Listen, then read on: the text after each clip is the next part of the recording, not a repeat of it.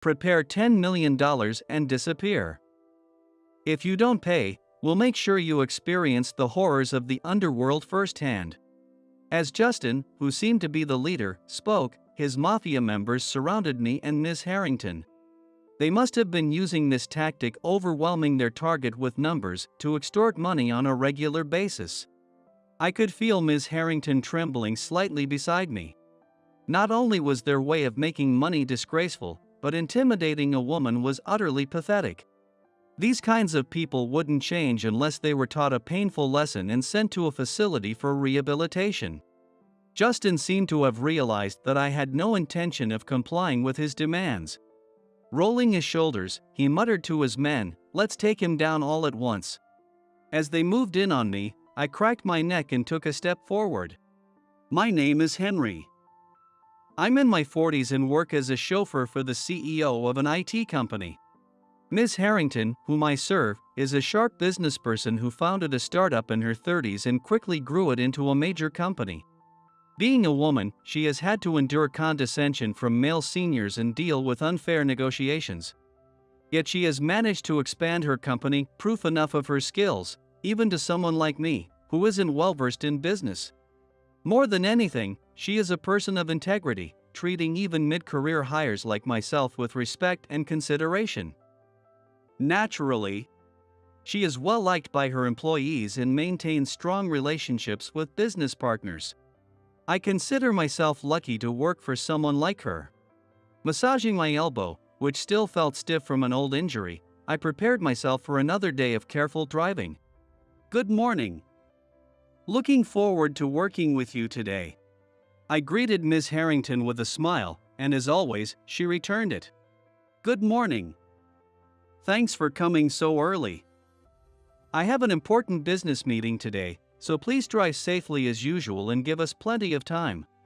Opening the door to the black luxury sedan, I made sure she was comfortably seated before gently closing it. As I settled into the driver's seat and checked the rearview mirror, I saw her immediately open her laptop and start working.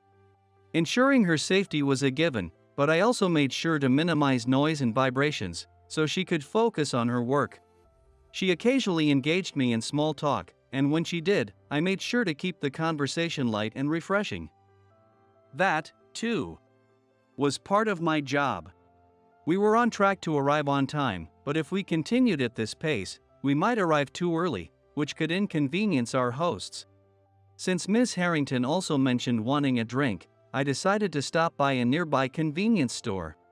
I asked her to wait in the car while I went inside to buy her usual black coffee. However, as I returned with the coffee, I was met with an alarming sight. A group of 5 rough-looking men had surrounded the black luxury car where Ms. Harrington was seated. "Excuse me, is something the matter?" As I called out, one of the men, his voice hoarse from years of drinking, responded in a threatening tone. "That's a pretty fancy car. Is it yours? You must have a lot of money." He stepped in close, invading my personal space. His lackeys chuckled, egging him on. "Justin, don't just go swinging right away." So, his name was Justin. I kept my voice calm as I addressed him. "This isn't my car. I'm just a company driver. We're on our way to a business meeting, so if you'll excuse us." I had hoped to settle things peacefully, but of course, that wasn't going to happen. "Hold it," Justin growled, grabbing my arm. With a forceful yank, he pulled me toward him, causing my paper cup of coffee to spill. As I wiped my arm with a handkerchief, I sighed internally, realizing this was going to be a hassle. If this dragged on any longer, it would only cause trouble for Ms. Harrington. I raised my voice slightly, locking eyes with Justin as I spoke. "I don't have time to deal with you. Move out of the way, or this is going to turn into a real problem for you." For a brief moment, the thug stiffened at the change in my demeanor. However, as Justin regained his composure, he suddenly started laughing. It seemed that his lackeys were starting to feel more at ease as well. They clutched their stomachs and let out crude, mocking laughter, joining him in ridiculing us. "A problem, huh? And what exactly do you think is going to happen?" Why don't you enlighten us? I'd say we're the ones who specialize in trouble. With that, Justin grabbed me by the collar. I didn't want this to escalate further, but considering our schedule, it would be best to handle this quickly. I couldn't allow Miss Harrington's company to suffer any losses because of these lowlifes. However, if I were the one to make the first move, it could reflect poorly on the company since I was still on duty. As I was weighing my options and steeling myself for action, the rear passenger door suddenly opened, and Miss Harrington stepped out. Enough. If you don't let go of him right now, I'll call the police. You're really gonna call the cops? You do know who you're messing with, right? You think you can just call the police on the mafia and walk away unscathed? The rear windows of the car were tinted with a special film, making it difficult to see if anyone was inside. Justin and his mafia members had assumed the car was empty, so they were visibly startled when Miss Harrington emerged. And the moment she mentioned police, Justin quickly withdrew his hand from my collar. From his reaction, it was clear that they were indeed a local mafia involved in shady dealings. Getting tangled up with guys like them was the last thing we needed. I straightened my collar, nodded respectfully to Miss Harrington, and gestured for her to return to the car. As I walked back to the driver's seat, I glanced sideways at Justin before settling in and gripping the steering wheel. For a moment, I worried that he might do something reckless, like jumping onto the hood of the car, but he merely stood there, staring at me and the vehicle. Seeing that he wasn't making any further moves, I decided it was safe enough to drive away and head to our destination. On the way, I apologized to Miss Harrington for the trouble and for failing to bring her the coffee I had intended. I sincerely apologize for the inconvenience. If it weren't for your quick thinking, things could have gotten messy. Also, I spilled the coffee. So if you don't mind, I'd like to stop by another convenience store to get you a new one. I had wiped the cup clean with a handkerchief, but there was no way I could offer her something that had been spilled. As I glanced at the GPS to locate the nearest store, Miss Harrington picked up the coffee I had placed in the drink holder and spoke in a bright voice. "This coffee is just fine. Thank you." And honestly, I was really impressed by how you stood your ground against those big guys without flinching. Seeing you like that gave me the courage to step out of the car and say what I did. Truth is, I was shaking inside. Miss Harrington was kind and had a strong sense of justice. There was no way she could have just sat back and watched. But the fact that I had put her in a dangerous situation made me feel deeply regretful. Even though it was an unexpected encounter, there would always be ill-mannered people and troublemakers, no matter the location. And as her driver, it was my job to protect her from such threats. From now on, I resolved to be more vigilant, not just with my driving, but with the people around us as well. After safely dropping Miss Harrington off at her destination, I stopped by a nearby gas station to refuel. Today's meeting was more of a preliminary discussion, and I had been told that reviewing the business progress documents wouldn't take more than an hour. To ensure flexibility in case of schedule changes, I remained close by, ready to return to the meeting location when needed. However, as I approached the company's entrance, I was once again met with an unsettling sight. The same mafia thugs from the convenience store were lingering outside the company building. I quickly parked the car and made my way toward the entrance. Justin and his men had already noticed my presence, standing with their arms crossed, glaring in my direction. "Well, I never expected to see you again so soon. Were you following us?" I had kept an eye on the rear view and side mirrors, but I hadn't noticed them tailing us. Some of them were even sitting on bicycles, which made me assume they were traveling by bicycles or on foot. But now, I suspected they might have just taken someone else's bicycles. Justin smirked ominously and replied, "Come on, you can't blame a guy for being curious." Seeing a fancy car like that, I just had to know where it was headed. "And what do you know?" "It turns out you're making deals with a company big enough that even we've heard of it." "I don't know much about your business. But if you're working with a place like this, you must be rolling in cash." With that, Justin stepped closer, pulling a wallet from his pocket. Listen, I'm a little short on cash right now. How about a little donation? It'd be in your best interest. You know, unless you'd rather find out what happens when people don't cooperate. It seemed that Justin was trying to extort money from me. But there was no way I was going to give even a single cent to these scumbags. Even though I felt that way, this was still the premises of a business partner's company. If I caused trouble here, it would undoubtedly leave a bad impression on Ms. Harrington. Worse yet, the company might decide not to do business with us if they saw us as the type to employ troublemakers. If I wanted to handle this smoothly, the best course of action would be to call the police, just as Ms. Harrington had done earlier. I reached into my chest pocket to pull out my phone but quickly realized I had made a mistake. I always keep my phone in my jacket's chest pocket when I go outside, but in my haste to get out of the car, I left it behind. Noticing my reaction, Justin smirked and said, "Did you forget your phone in the car?"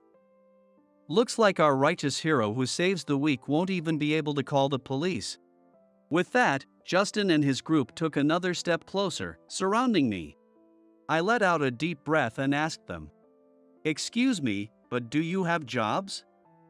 Doing things like this will only lead to serious trouble later on.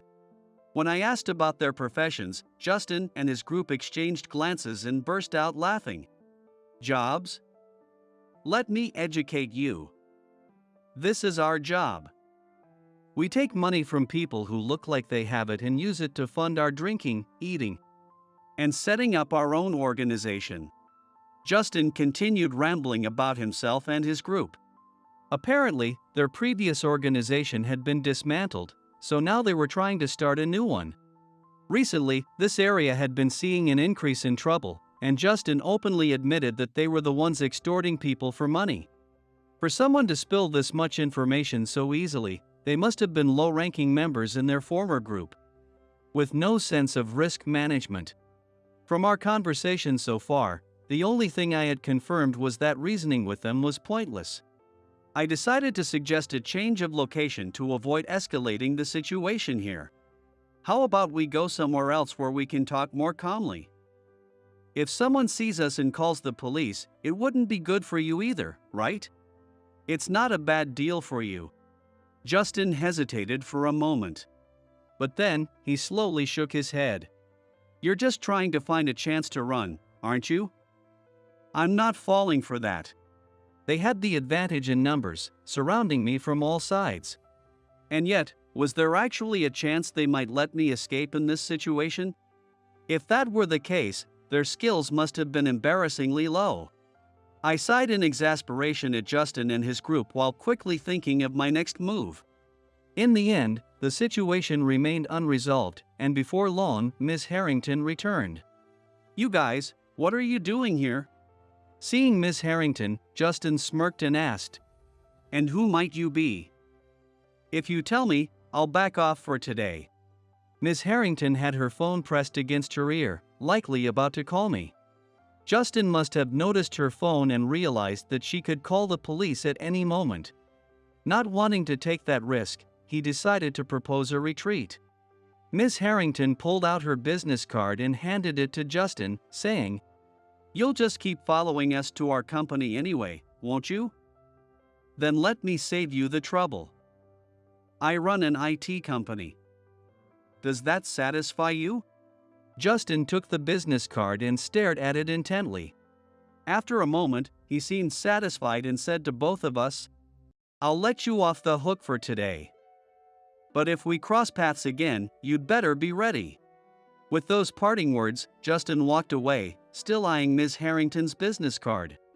For the next few weeks, Justin and his group didn't show up at our company, and I started to relax. But just when I thought the danger had passed, they suddenly reappeared before us. It happened one evening after work when I was driving Ms. Harrington home. Lately, work had been busy, and she had been staying late. To show her appreciation, she had made a reservation at a high-end restaurant. After parking in a downtown pay parking lot, we were heading toward the restaurant when Justin and his group stepped out of a car that had parked behind us. Noticing them, Ms. Harrington whispered to me, "Hey, Isn't that? Yes. They're not the type to listen to reason, so let's just ignore them. The odds of running into them here by chance were low.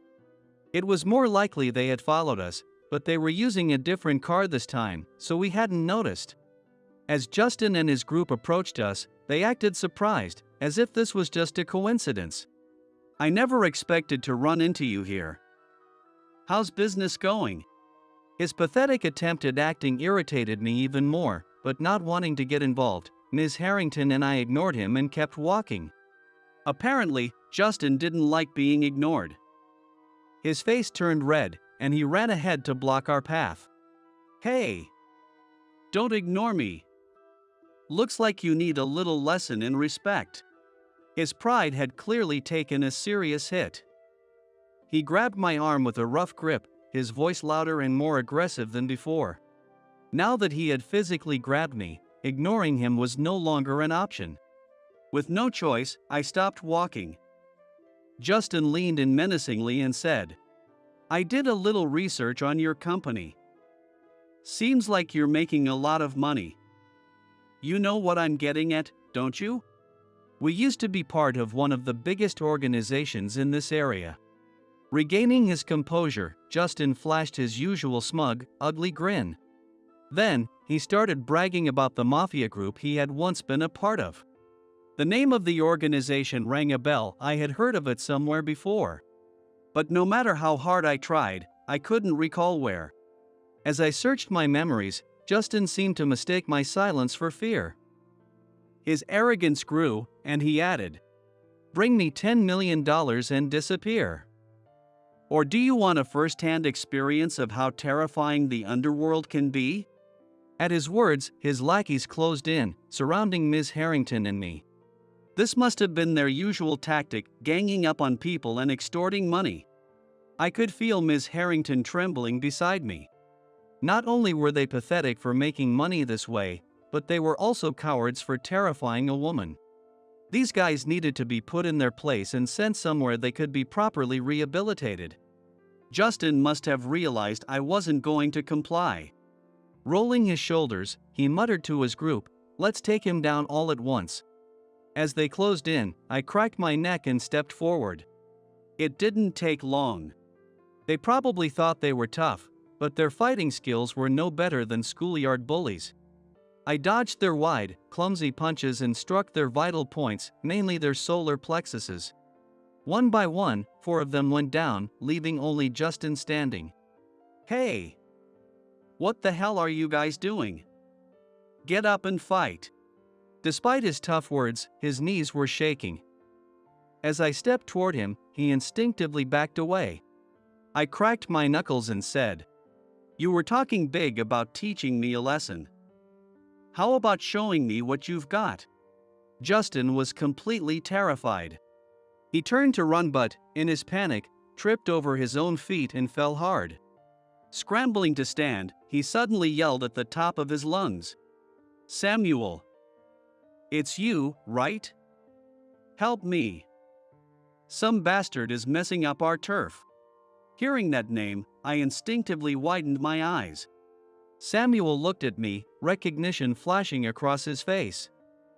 Then, with a familiar warmth in his voice, he called my name. "Henry. It's been a long time. I was wondering what all the commotion was about." "Wait, has this guy been bothering you?"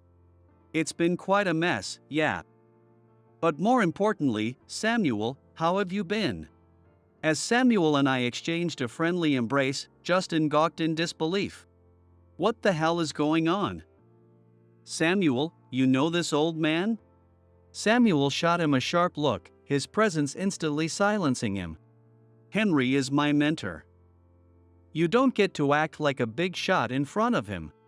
As Justin and the others stared in confusion, Samuel began to explain how we knew each other.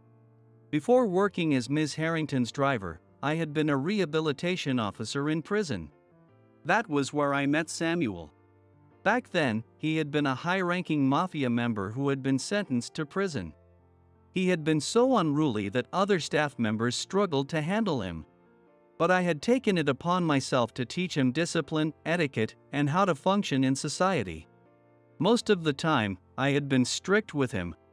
But there were moments when I listened to his concerns and helped him work through his anxieties about life after prison. Over time, we developed a strong bond of trust. Eventually, he completed his sentence and successfully reintegrated into society. For a while after his release, Samuel had kept in touch with me. But after I left my job at the prison, we had lost contact. When I first left my job at the prison, I had completely lost confidence in myself and didn't feel like keeping in touch with anyone. The real reason I quit was because of an injury to my elbow. As a rehabilitation officer, I had always been strict but compassionate toward inmates. However, sometimes my intentions weren't understood, and I ended up making enemies.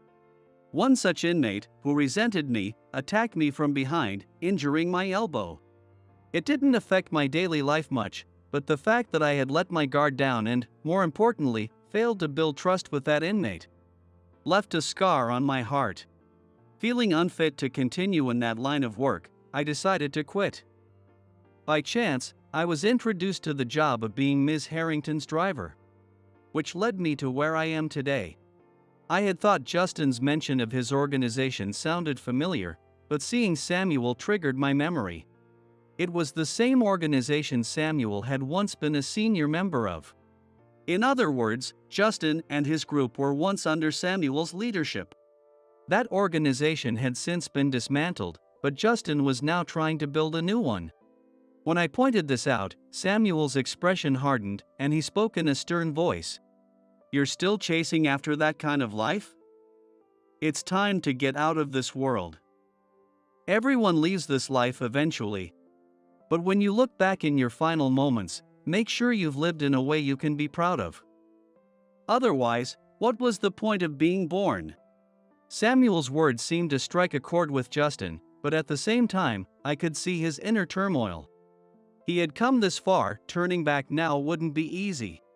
But no, we're going to make this work. This time, we won't get caught by the cops. Samuel, you should join us and start over together. It seemed Samuel's message didn't fully get through to them. But if they refused to listen, there was nothing more we could do. I looked at Justin and spoke in a calm tone. In that case, you'll just have to enter a facility and go through rehabilitation.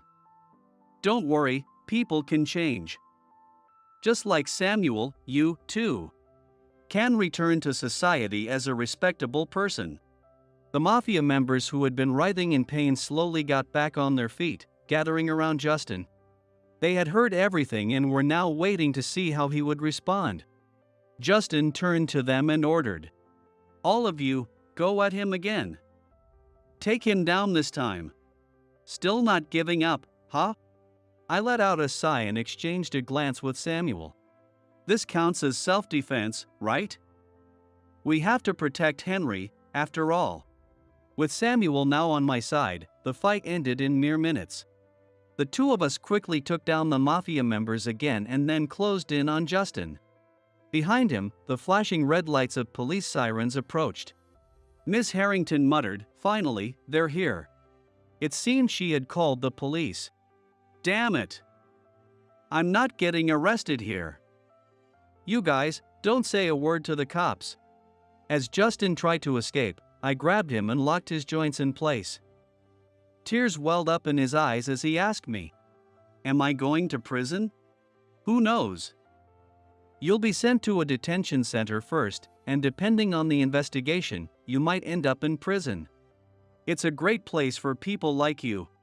As we spoke, the officers got out of their patrol cars and rushed toward us. After explaining the situation and handing Justin and his group over, we parted ways with Samuel after a brief chat. It was already quite late, but Miss Harrington and I resumed our walk to the restaurant. I had no idea you had such a background. I've always thought you were reliable. But now I understand it's because you've overcome so much in your life. As she spoke, her hand brushed lightly against my fingertips. That night, we enjoyed a wonderful meal together. Later, I received a call from a police officer thanking me. Apparently, Justin's crimes were surfacing one after another. He had confessed to embezzlement, fraud, and extortion, meaning he would likely receive a significant prison sentence. For now, he was in a detention center, but even there, he was already complaining and showing signs of weakness. Given the situation, it was almost certain that he would be sent to prison once his charges were confirmed. There, he would face strict guidance, but prison staff genuinely wanted inmates to change for the better. Hopefully, he would come to terms with his crimes and work toward rehabilitation.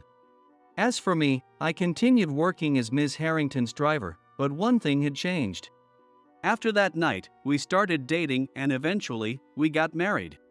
Today, we had invited Samuel to our home to help with our marriage registration. It's an honor to be your witness, Henry. Are you sure you want someone like me for this? Samuel looked uncharacteristically bashful, but Ms. Harrington and I both nodded firmly. From now on, I wouldn't just be her driver, I would be the man who supports her in both work and life. I wanted to be there for her more than ever, to stand by her side as she devoted herself to her career.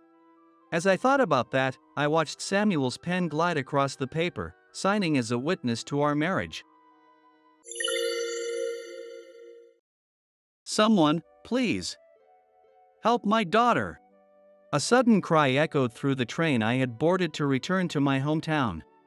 Looking in the direction of the voice, I saw a woman, seemingly the mother, holding her daughter in her arms and calling for help. Excuse me, may I? As I spoke and approached, I saw that the girl had lost consciousness. She wasn't responding, and her body was convulsing. Until recently, I had been known as one of the top surgeons in Japan. I had intended to leave my career behind and return home, but I never expected to find myself in a situation like this. Examining the girl, I immediately recognized her symptoms. The unsteadiness before collapsing and the confusion. And now, with the convulsions, this girl's condition is... Does anyone have juice? My name is Jonathan Sullivan. I work as a specialist in surgical procedures, in other words, a surgeon at a university hospital.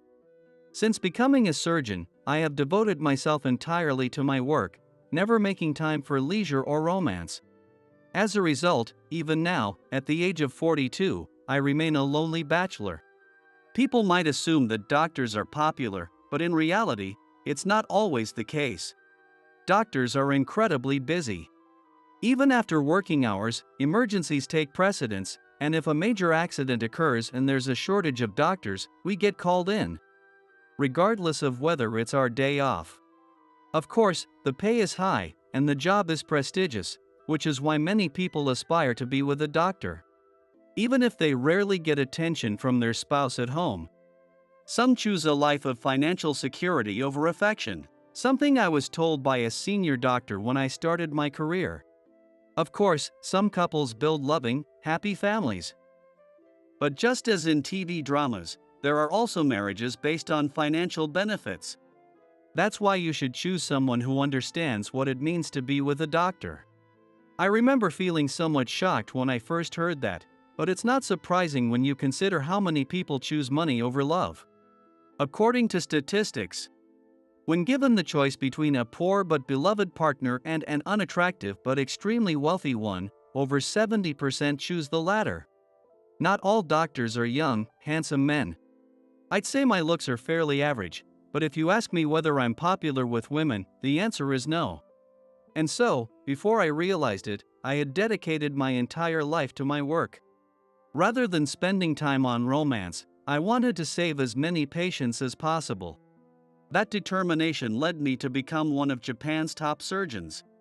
I have always faced my patients with sincerity, doing everything I can to ensure they recover and leave the hospital fully healed. My dedication earned me the respect and trust of my fellow doctors. I was also fortunate to have many talented colleagues, and my career as a doctor was thriving. And today, another patient came seeking my help. Her name was Michelle. She was a woman in her 20s, deeply distressed about the possibility of having scars after surgery. Her parents firmly insisted, Your life is more important. A scar is nothing, but she cried and refused to undergo surgery. If it's going to leave a scar, I'd rather not be cured. Understanding her concerns, I proposed an alternative to her and her family: minimally invasive laparoscopic surgery. Laparoscopic surgery leaves almost no scars. We make 4 small incisions to insert the instruments, but they are only about 0.5 millimeters to 1 millimeter in size, I explained while showing examples of post-surgery scars. With advances in medical technology, surgery doesn't always leave noticeable scars anymore. Some procedures still require large incisions, but Michelle was a candidate for laparoscopic surgery. The university hospital where I work has some of the most advanced laparoscopic equipment in Japan. Our surgical and nursing teams are highly experienced, and we provide thorough emotional support for our patients. There's minimal pain, the scars are barely visible. Unless someone stares intently, they probably wouldn't even notice. The hospital stay is short, which is financially beneficial, and there's almost no risk of intestinal adhesions.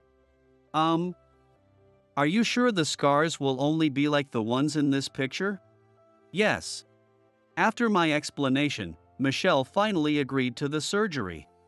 I entrusted her emotional care to the veteran nurses and prepared for the operation. It's natural to feel anxious, but as a surgeon, I must take every case seriously, knowing that my patients' lives are in my hands. The surgery went smoothly, and I successfully completed the procedure. Dr. Sullivan, thank you so much. I don't even know how to express my gratitude. As the patient's parents thanked me, sharing their relief and joy, a nurse, Hannah, rushed over, looking flustered. Excuse me, Dr. Sullivan. Do you have a moment? Ha! Oh, I'm so sorry for keeping you. Dr. Sullivan, truly, thank you for everything today. Realizing that I was busy, the patient's parents quickly returned to their daughter's side. After seeing them off, I turned back to Hannah. What's the matter? I assumed another emergency patient had arrived, but that didn't seem to be the case. In Hannah's hand was my phone. I had asked her to answer urgent calls for me and relay the messages when necessary. It's an emergency call. An emergency?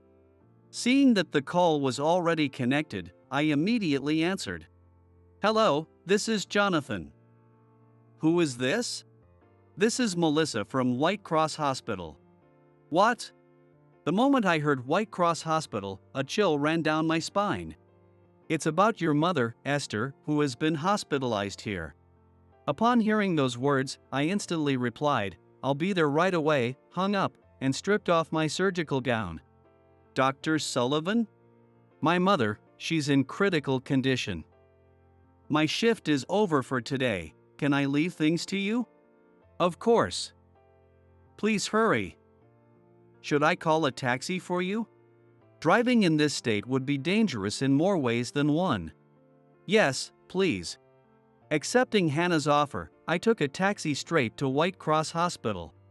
With the unpredictability of my profession, I never knew when I might be called in. Because of that, I had arranged for my mother to stay in a nearby hospital. That way, I could rush to her side at a moment's notice.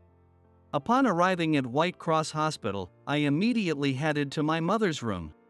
Mom! Jonathan, you made it. Dad!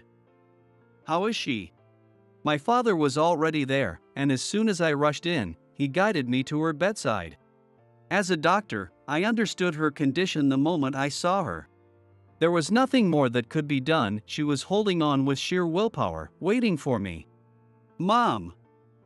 Mom, it's me, Jonathan. Jonathan? Mom! I'm sorry. I'm so sorry I was late.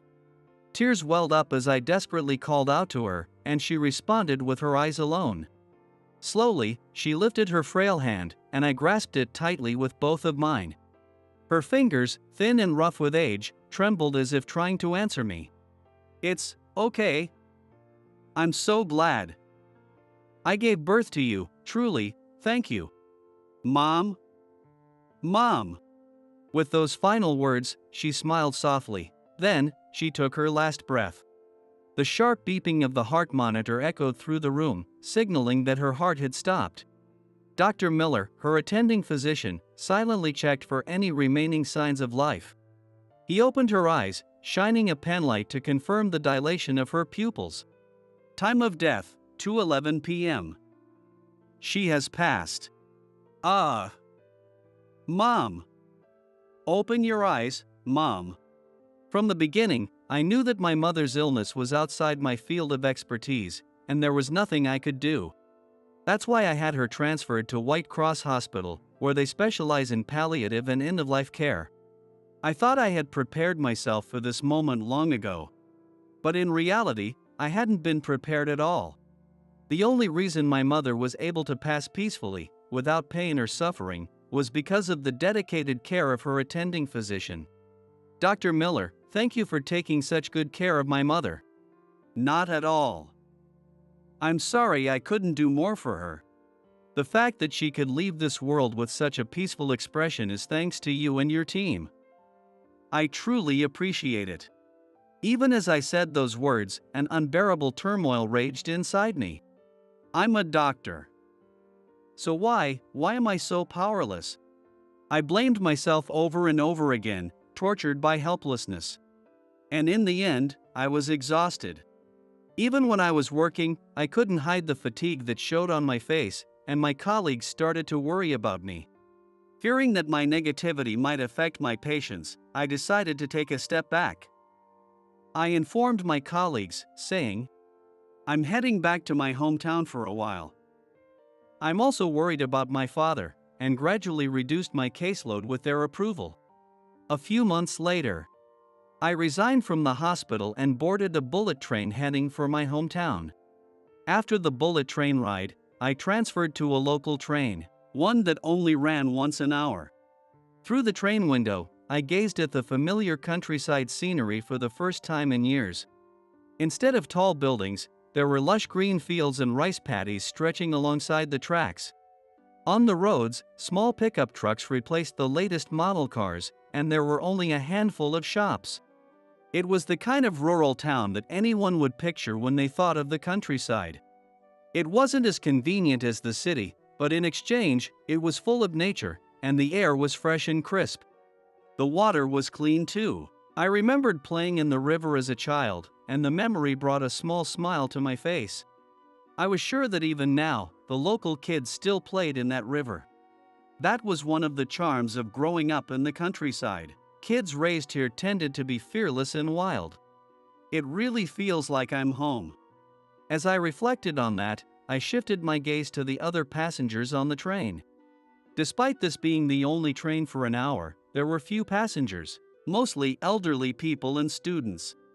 The lively chatter of the students was so clear that I could almost hear every word of their conversation. But my attention was drawn to the two passengers sitting in front of me. Judging by their appearance, they seemed to be a mother and daughter. The mother was supporting her daughter as they sat together. The girl wore a school uniform. She was likely a high school student. Her mother appeared to be around my age. You need to stop dieting so much. You're so annoying. Don't talk to me like that. Extreme dieting will ruin your health. She was gently advising her daughter. But the girl, seemingly irritated, dismissed her mother's concerns. The mother is right to worry. That girl's condition is.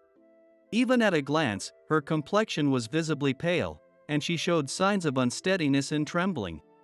Judging from her mother's words, just sitting upright was likely exhausting for her.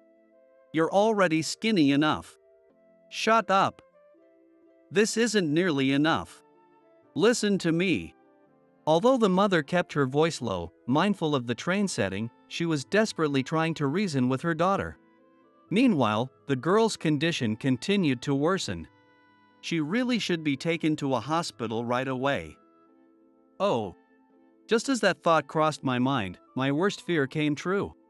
The girl's expression suddenly darkened, and the next moment, her head wobbled unsteadily before she collapsed forward. Huh? Sarah. At her mother's panicked call, the girl collapsed onto the floor of the train. She had fallen onto her shoulder rather than her head, so it didn't seem like she had hit it, but the other passengers erupted into a commotion. Sarah! Sarah! What's wrong? Her mother dropped to her knees beside her and shook her shoulders, but there was no response. As the passengers gathered in concern, the mother cried out, Someone! Please, someone help my daughter! At her desperate plea, one of the passengers ran to call the conductor, while I quickly rushed over to them. Excuse me, are you two mother and daughter? Yes. What's your daughter's name and age? Ah. Her name is Sarah. She's 17. Sarah. Sarah. If you can hear me, squeeze my hand. I took Sarah's hand and called her name in a slow but firm voice. But there was no response. Excuse me, I'm going to need to examine her. Yes. Sarah couldn't respond, so her mother answered for her. I gently lifted Sarah and laid her across the train seat, then quickly began checking her condition. I examined her head for any injuries, checked her lower eyelids, made sure her shoulders weren't hurt, and assessed her pulse and skin condition. Ah. What should I do? Her mother's voice trembled with worry as she asked. Meanwhile, I continued my examination carefully. She's having convulsions. Losing consciousness while convulsing was an extremely dangerous state. There was no time to waste. Excuse me. What's going on here? Call an ambulance to meet us at the next station. She's experiencing severe hypoglycemia. Make sure the platform is cleared for immediate transport. And keep bystanders away. Understood. The conductor quickly followed my instructions and rushed off. Sarah has been dieting, hasn't she? Lately, has she seemed more fatigued or weak? Yes. She's been getting tired so easily. Has she been sweating excessively as well? Yes, that too. Is she going to be okay? As I listened to her mother's responses, I lightly tapped Sarah's cheek to check for any reaction. Supporting her upright slightly, I encouraged her to regain consciousness. Her eyelids fluttered faintly. Sarah! Sarah, stay with me. If you can hear my voice, squeeze my hand. Although weak, she managed to lightly squeeze back. Seeing that she was still responsive, I quickly scanned the gathered passengers. Does anyone have juice or something sweet? This is an emergency, please. Please, someone. Help my daughter. When I called out for help, the mother joined me in pleading, and a student hesitantly offered a bottle of Calpis water they had been holding. I already drank about half of it, but... Thank you. I'll take it. Here, for the cost. Ha?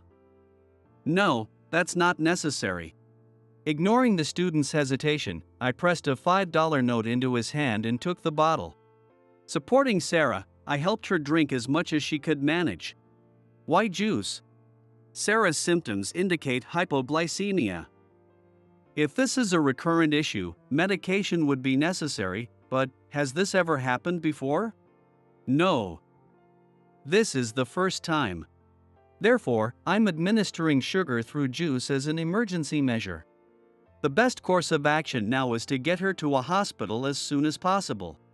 Slowly but steadily, Sarah drank the apple juice. After finishing most of what was left in the bottle, she let out a tired sigh. Apple juice contains approximately 15.10 grams of glucose per 350 milliliters. So if she managed to drink around 240 milliliters, roughly half the bottle, it would be enough to stabilize her for now. You did well. Just rest until we reach the next station. Okay. I gently laid Sarah down on the seat and checked her pulse before turning to her mother. Ma'am, hypoglycemia can easily occur when an unbalanced diet, like extreme dieting, disrupts blood sugar levels. Sweating and trembling are common symptoms, but in severe cases like this, it can lead to seizures and even a coma. I see. The best way to treat it is by consuming foods or drinks containing sugar. However, forcing liquids into someone who is unconscious can be dangerous. If this happens again, try to wake her up first or call an ambulance immediately. I understand. Thank you so much for everything. As I spoke with her mother, I noticed Sarah's consciousness gradually returning. It seemed the glucose was starting to take effect. Soon, the train arrived at the station, and paramedics carrying a stretcher rushed inside. Sarah was carefully lifted onto it and taken away. I stepped off the train with them and provided the paramedics with details about Sarah's condition and the emergency treatment I had administered. Doctor, thank you so much. Sarah's mother expressed her gratitude over and over again, and before I knew it, she had practically forced me to exchange contact information with her. After watching the ambulance drive off, I let out a deep sigh. I came home to take a break. So why am I doing this? Even so, seeing the relief on their faces filled me with a sense of fulfillment. Yeah. I'm glad I became a doctor. With the commotion settled, I arrived home much later than expected. My father welcomed me warmly. You're finally home. You must be exhausted. Get some rest. Sorry I haven't been able to visit sooner. What's there to apologize for? Your mother and I were always proud of the man you've become. His words lifted a weight off my chest. The next day, I received a call from the woman I had helped yesterday. This is Sarah's mother. I apologize for not introducing myself earlier. My name is Charlotte. I just wanted to thank you again for yesterday. I'm Jonathan Sullivan. After exchanging introductions, she shared an update on Sarah's condition. Dr. Sullivan, your diagnosis was correct. My daughter was suffering from hypoglycemia. As I suspected. She was admitted for observation last night, and she did say, I won't do extreme dieting anymore, but yes? She still refuses to give up on dieting entirely. It seems she's planning to try something else. As a mother, it was natural for her to be concerned. But at the same time, I understood that a teenage girl would naturally want to lose weight. Even though I wasn't officially responsible for her care, a part of me wanted to follow through with a patient I had once treated. Jonathan, what's wrong? Dad. Actually. Lost in thought while gripping my phone, I looked up as my father spoke to me. I wanted to check on Sarah myself, so I explained everything that had happened the previous day. Well, you really are a doctor at heart. I honestly didn't expect this. I came home to take a break, after all. So, what's your plan? Yeah. Since I got involved, I can't just leave it. I'm thinking of heading to the hospital now. Do you know which hospital she was taken to? Yeah, Charlotte told me, so I'm all set. When I took the call, I also made sure to ask for the hospital's location. It was a fairly large hospital, close enough for me to drive to. Then go. Jonathan, you're a doctor, after all. Yeah. With my father sending me off, I headed toward the hospital where Sarah had been admitted. By the time I arrived, Sarah was just about to leave the hospital. Sarah. Charlotte. Oh, Dr. Sullivan. After parking my car in the hospital's front lot, I managed to call out to them just as they were stepping out. The moment Sarah saw me, she broke into a radiant smile, ran up to me, and said, "Thank you so much." Back on the train, she had been openly defiant toward her mother, but seeing her like this, I could tell she was actually a good-hearted girl. More than anything, I was relieved to see her looking so much better. Dr. Sullivan, truly, thank you for what you did back then. I'm glad to see you're doing well. Yeah. After getting some IV nutrients and a good night's sleep, I feel great. She beamed as she reported her recovery. I smiled back at her but then let my expression turn slightly serious. Sarah. Are you still planning to continue dieting? She hesitated at my question. That hesitation was answer enough. My specialty is surgery, but I'm still a doctor. Ha! If you're willing, could you tell me a little about what you've been doing so far? I might be able to think of a way for you to lose weight while staying healthy. There's really a way to do that? She asked with a hint of excitement, her interest piqued. I smiled and then turned to Charlotte. If you have time, would you like to sit down and talk at the hospital cafe? Oh, please, I'd truly appreciate it. Charlotte agreed, and we all headed toward the cafe inside the hospital. On the way, I quietly told her. With you around, she might not open up about certain things. I had already observed their dynamic on the train. Teenage girls are already at a difficult age. In some cases, they might find it easier to open up to a stranger. You're right. In that case, I'll stay nearby where I can still keep an eye on her. Please take care of my daughter. Of course. Leave it to me. With Charlotte's permission, I sat across from Sarah, just the two of us. What about my mom? I thought you might find it easier to talk without her here, so I asked her to step aside. But if you'd rather have her join us, I can call her over. No. Thank you, Dr. Sullivan. It seemed I had made the right choice. Sarah slowly, but surely, began opening up. My dream for the future is to become a doctor. Really? Yeah. But not a doctor like you, Dr. Sullivan. I want to be a cosmetic doctor. A cosmetic surgeon, huh? That was certainly a dream fitting for a modern teenage girl. My dad passed away a long time ago, so it's just been my mom and me. She raised me all by herself. Hearing that, I thought back to Charlotte. She was indeed a beautiful woman, but I could tell at a glance that she had been through a lot. That's why I want to become a cosmetic surgeon, to make my mom beautiful. She's given up on fashion and everything else just for my sake. That single statement was enough to tell me. Sarah was truly a kind girl who cared deeply for her mother. You know, at first, I really just wanted to make my mom beautiful. But at some point, I started thinking, if I want to make my mom beautiful, I have to improve myself too. I see. I never cared about fashion, I was plain, and I had no interest in trends. Eventually, I started seeing that as a flaw and blaming myself. I understood how she felt.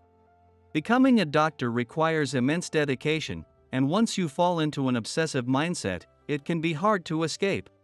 When someone becomes trapped in such extreme thinking, it's not easy to pull themselves out alone. Sarah had fallen into that cycle, and it had led her to extreme dieting. I want to specialize in cosmetic medicine, yet I ended up like this. Maybe I'm not cut out for it after all. She let out a self-deprecating laugh. The more you try to do something for someone else, the more it feels like you're spinning your wheels, doesn't it? Dr. Sullivan? Sarah looked up at me in surprise. I smiled at her before continuing. Recently, I lost my mother to illness. Even though I'm a doctor, there was nothing I could do. If I could go back and talk to my past self, I'd tell him, study harder. But back then, I was already at my limit. If I had pushed myself any harder, I think I would have broken completely. Broken.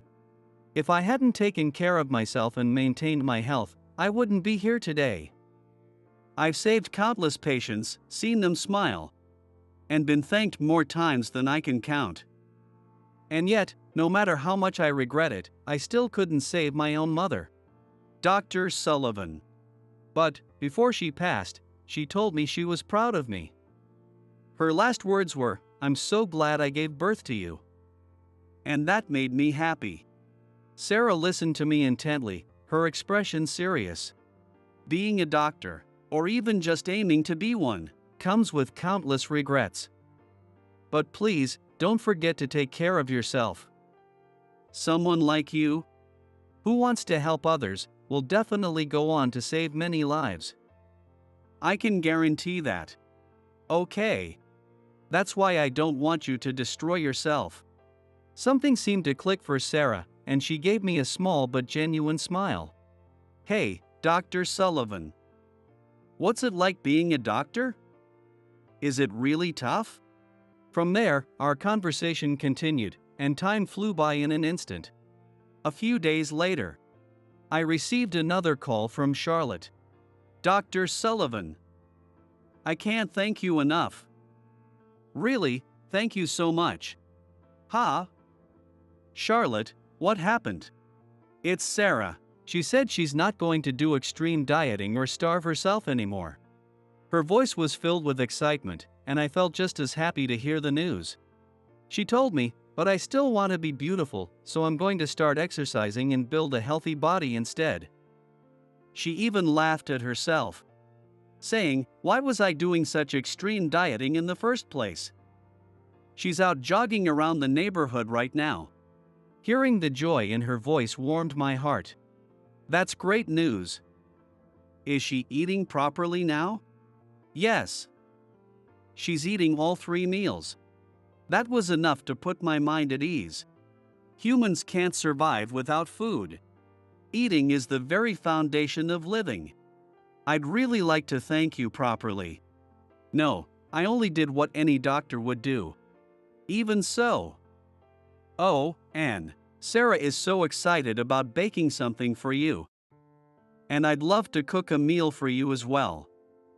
Please, let us do this. Well, if that's the case, I'd be happy to accept. If Charlotte was preparing a homemade meal and Sarah was baking something for me, there was no reason to decline. Not long after, I also discovered that they lived nearby. Because of that, my interactions with Sarah and her mother naturally increased. Dr. Sullivan, I've decided. I want to become a doctor like you. Well, in a different field, but still. It seemed Sarah had taken me as her inspiration. It was flattering, but, honestly, a little embarrassing too. But in the end, I realized being a doctor is truly fulfilling. My passion for this profession hadn't faded after all. After that, I spoke with my father and made the decision to rejoin the hospital where Sarah had been admitted. It wasn't as large as the hospital I had worked at before, but the job itself didn't change. As long as there were patients seeking help, I knew I wanted to continue being a doctor. Dr. Sullivan, you're truly someone to be proud of. Sarah often told me that. Lately, those words had changed to, I'd be even happier if I could call Dr. Sullivan my dad. What? Huh? What are you saying? Because I really mean it. Dr. Sullivan, do you not like my mom? That's not the case at all. I wasn't proud to admit it, but I had zero experience with romance. As I was still processing Sarah's words, I noticed Charlotte standing behind me, her face bright red and completely frozen. Well, I'm so sorry about Sarah. That must have been so sudden and awkward for you. No. Not at all. What were we, 2 fully grown adults, even doing? But Sarah's words became the catalyst for us to have a serious conversation about our future, and eventually, we officially started dating. Even though my work keeps me busy, Charlotte never gets upset about it and continues to support me. In return, I intend to cherish her just as much. A few years later, we had a small but heartfelt wedding, surrounded by the blessings of our loved ones. Standing beside me, Charlotte smiled radiantly, looking undeniably beautiful, and I vowed to make her happy for the rest of my life. Meanwhile, Sarah successfully passed her medical school entrance exams. It's all thanks to having a live-in tutor, my dad. She laughed, but in the end, it was her own hard work that got her there. Her deep desire to make her mother beautiful had driven her to this achievement. And now, she stood there, beaming with happiness as she admired Charlotte in her wedding dress. I'm so lucky to be my mom's daughter. So now, Mom, it's your turn to be happy. Sarah, what are you saying? I've been happy ever since the day you were born. Yeah, I know. Thank you. Their eyes glistened with tears as they held each other's hands tightly. Dad, please take good care of Mom. I will. But Sarah, you're my daughter now too. If you ever need anything, don't hesitate to rely on me, okay? Okay. As I thought about my new family, I glanced up at the sky. The summer sky stretched high and blue above us. Mom. I'm so sorry I couldn't save you, but I promise I'll save as many people as I can and protect their smiles, so that even in the afterlife, you can proudly say, "That's my son," and of course, I'll take care of Dad, as well as my new family, Charlotte and Sarah. From a distance, I heard a voice calling out, "Dad, I'm coming." With that, I took a step forward into my new life. They told me to get lost because I'm a fat, ugly high school dropout, then poured beer on me.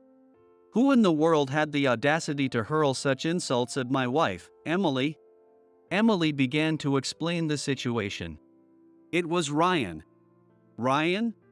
Ryan was the classmate she had been worried about before attending her reunion.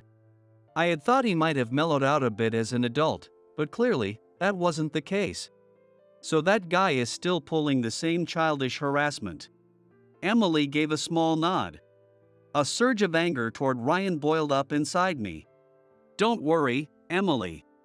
I had been aware that Ryan might show up at the reunion, and I had already prepared a plan in case something happened. I called Ryan. He picked up immediately. Considering my status, his quick response was only natural. Well, Mr. Johnson. What brings you to call at this hour? I told him exactly what he didn't know. The $600 million project is off the table, Mr. Carter. My name is Kevin Johnson, 35 years old.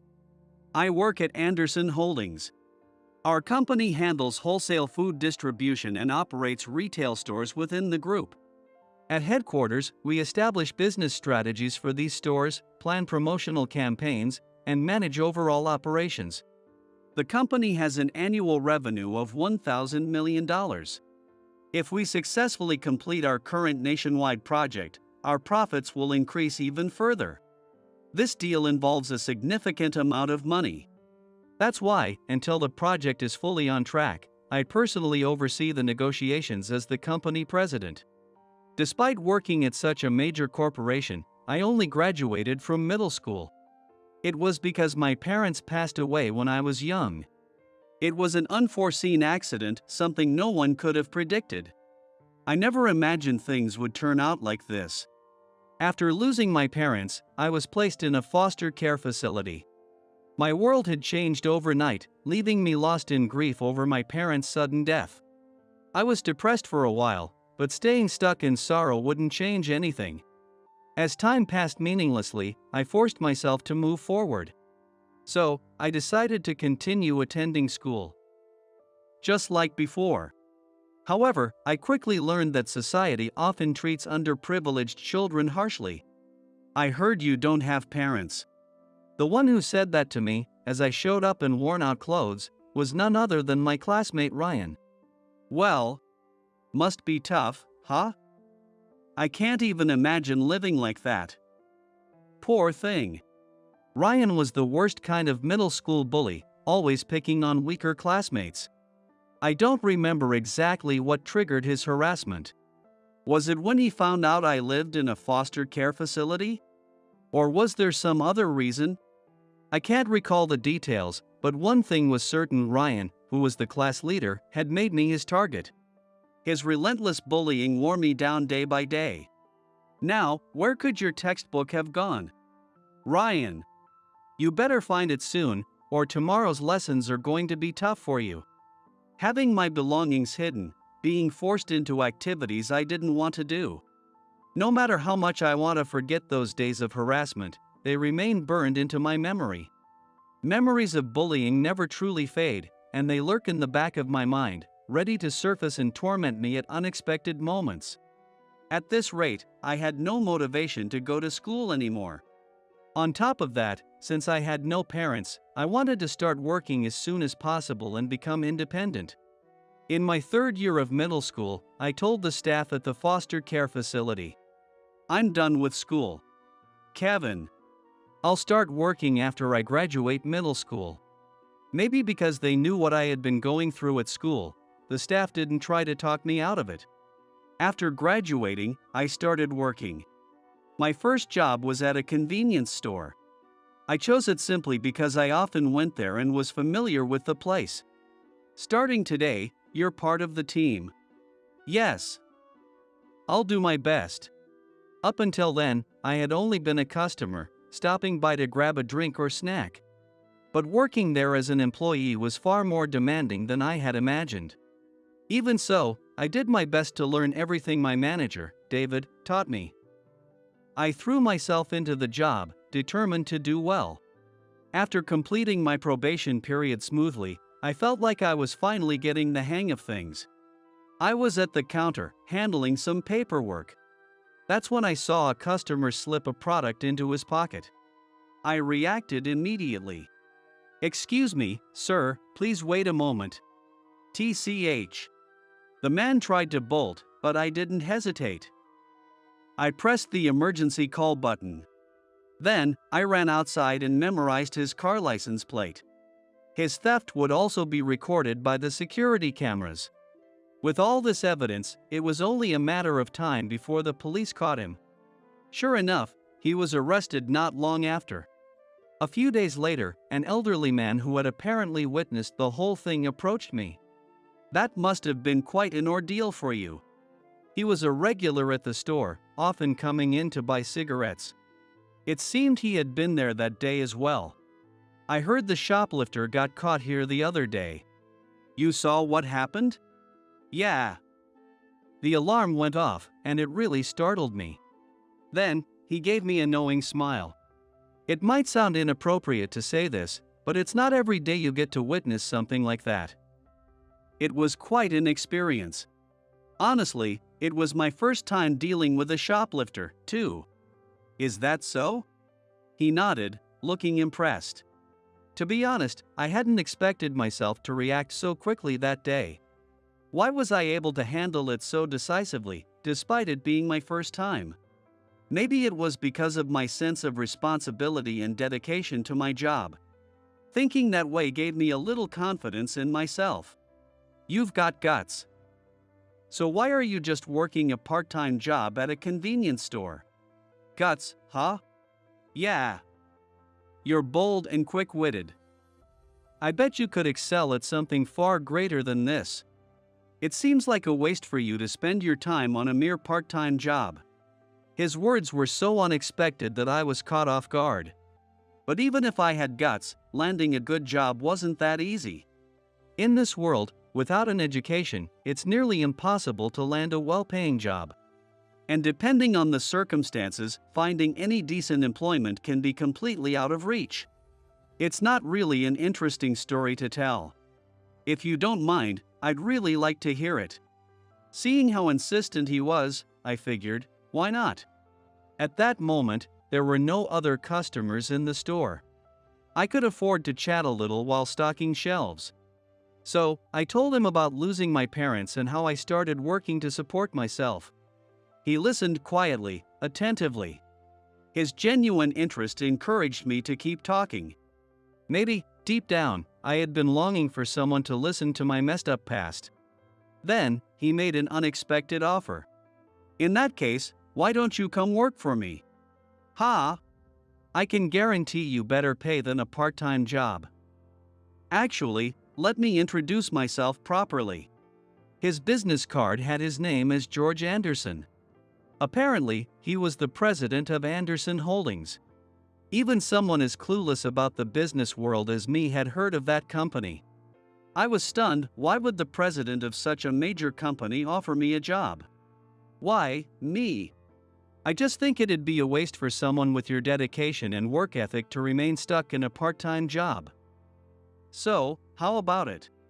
Would you like to put your talents to use at my company? It sounded unbelievable. I stared at the business card, trying to process it. If I could, I'd say yes right away. But I held myself back. There was no way to confirm that he was really the president of Anderson Holdings. Business cards can be faked, after all. I forced myself to think rationally and gave the best response I could at the moment. Would it be alright if I gave you my answer later? Of course. If you're interested, just call the number on the card. I'll be waiting. With that, he simply bought his pack of cigarettes and left. As soon as my shift ended, I rushed back to the foster care facility and examined the card again. Then, using the only computer available there, I looked up Anderson Holdings. When I checked the company's website, I found his photo. George was listed as the president and CEO of the company. I was shocked to realize that he was truly the president of Anderson Holdings. There was no room for doubt anymore.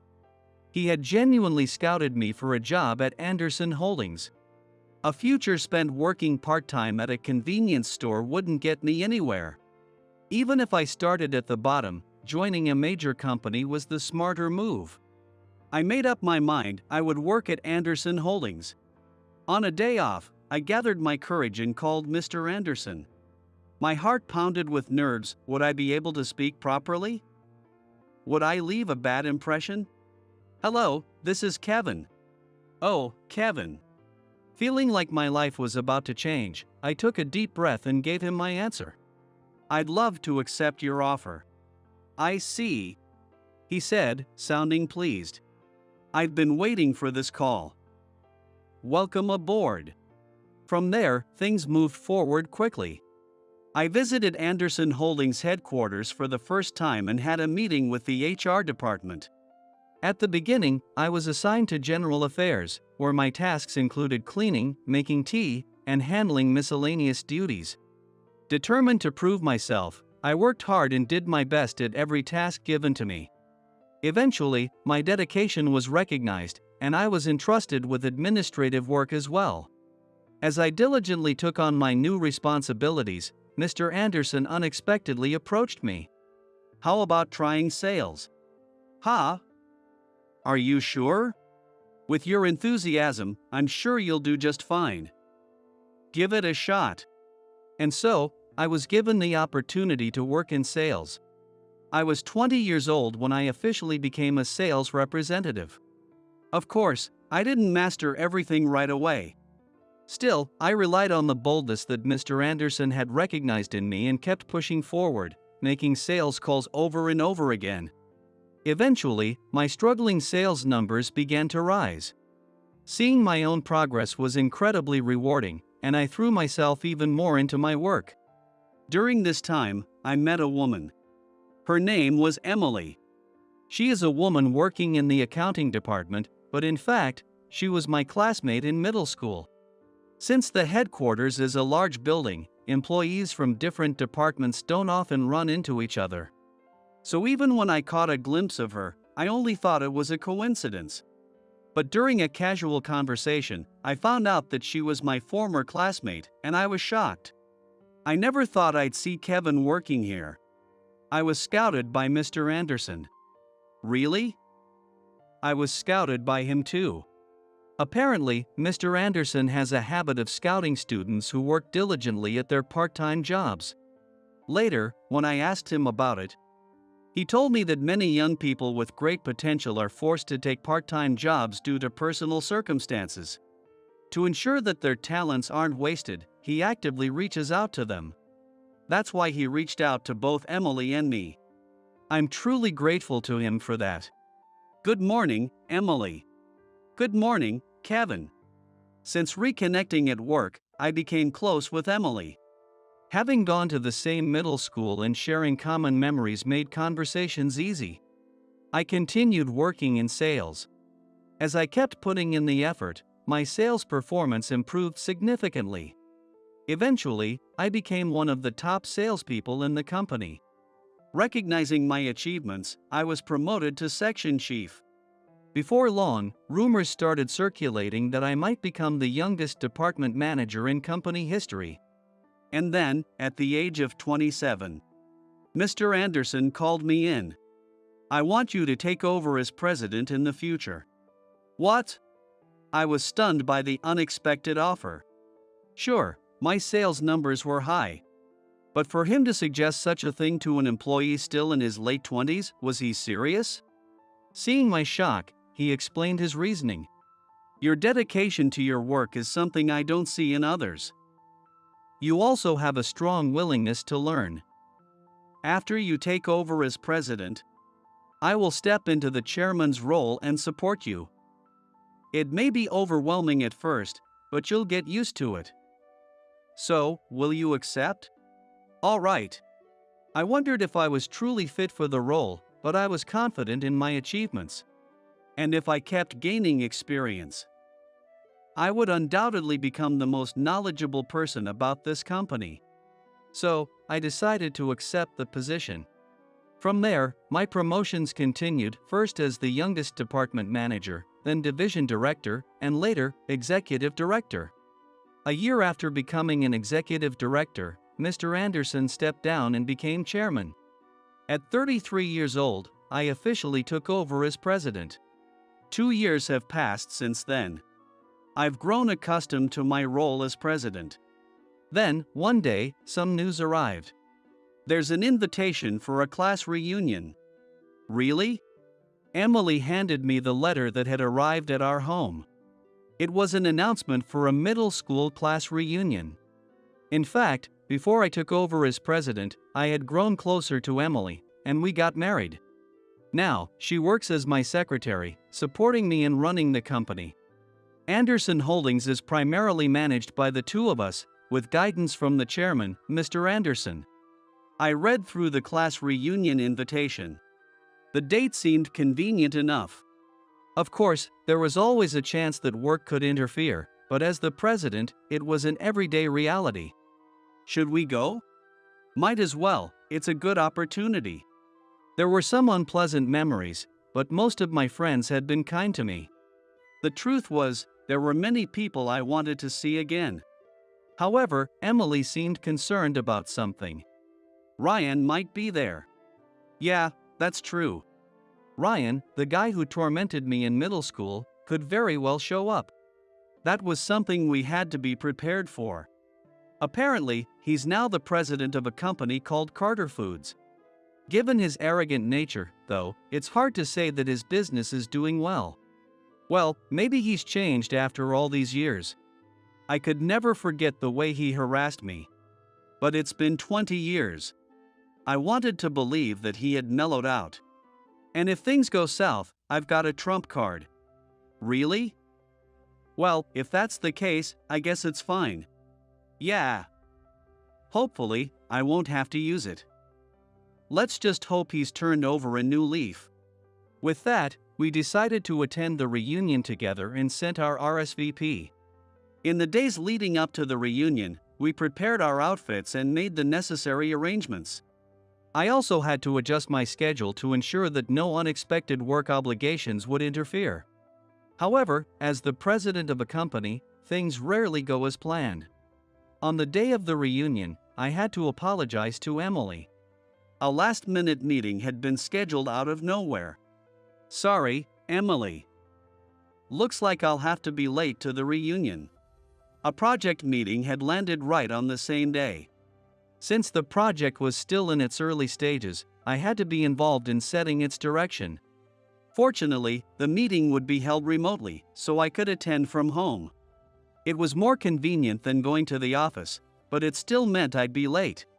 Depending on how things went, I might be able to attend the reunion for an hour at best. I understand. It can't be helped. Emily was always understanding when work interfered. I know you were looking forward to it. It's okay. If I don't take care of this, it'll cause trouble for everyone at the company. I felt bad. She had probably been excited to go with me. But this was an important nationwide project. As the president, I had no choice but to be involved. When the time for the meeting arrived, Emily had already left for the reunion by taxi. Hoping she'd have a great time, I began the meeting. Well then, Michael, I look forward to working with you today. Likewise, Mr. Johnson. I exchanged greetings with Michael, the representative from the other company. He was a department manager on their side and had been entrusted with overseeing this project. Every time we spoke, he demonstrated a sincerity and competence that made me eager to collaborate with him. His presence was a big reason why I wanted to push forward with this project. About this food product. Yes, regarding the supply chain on our end. We exchanged ideas, discussed the current status, and worked through various issues for an hour. Then, out of nowhere, I heard the sound of my front door opening. I turned around, wondering what had happened. Standing at the entrance was Emily. And she was completely soaked.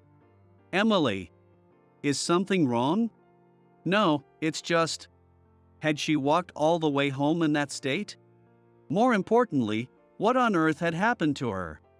I couldn't just leave my wife like this. I'm sorry, but I'll have to wrap up today's meeting here. Hearing the seriousness in my voice, my business partner seemed to understand that something urgent was going on. Understood. I'll follow up later regarding the schedule. Thank you. I appreciate it.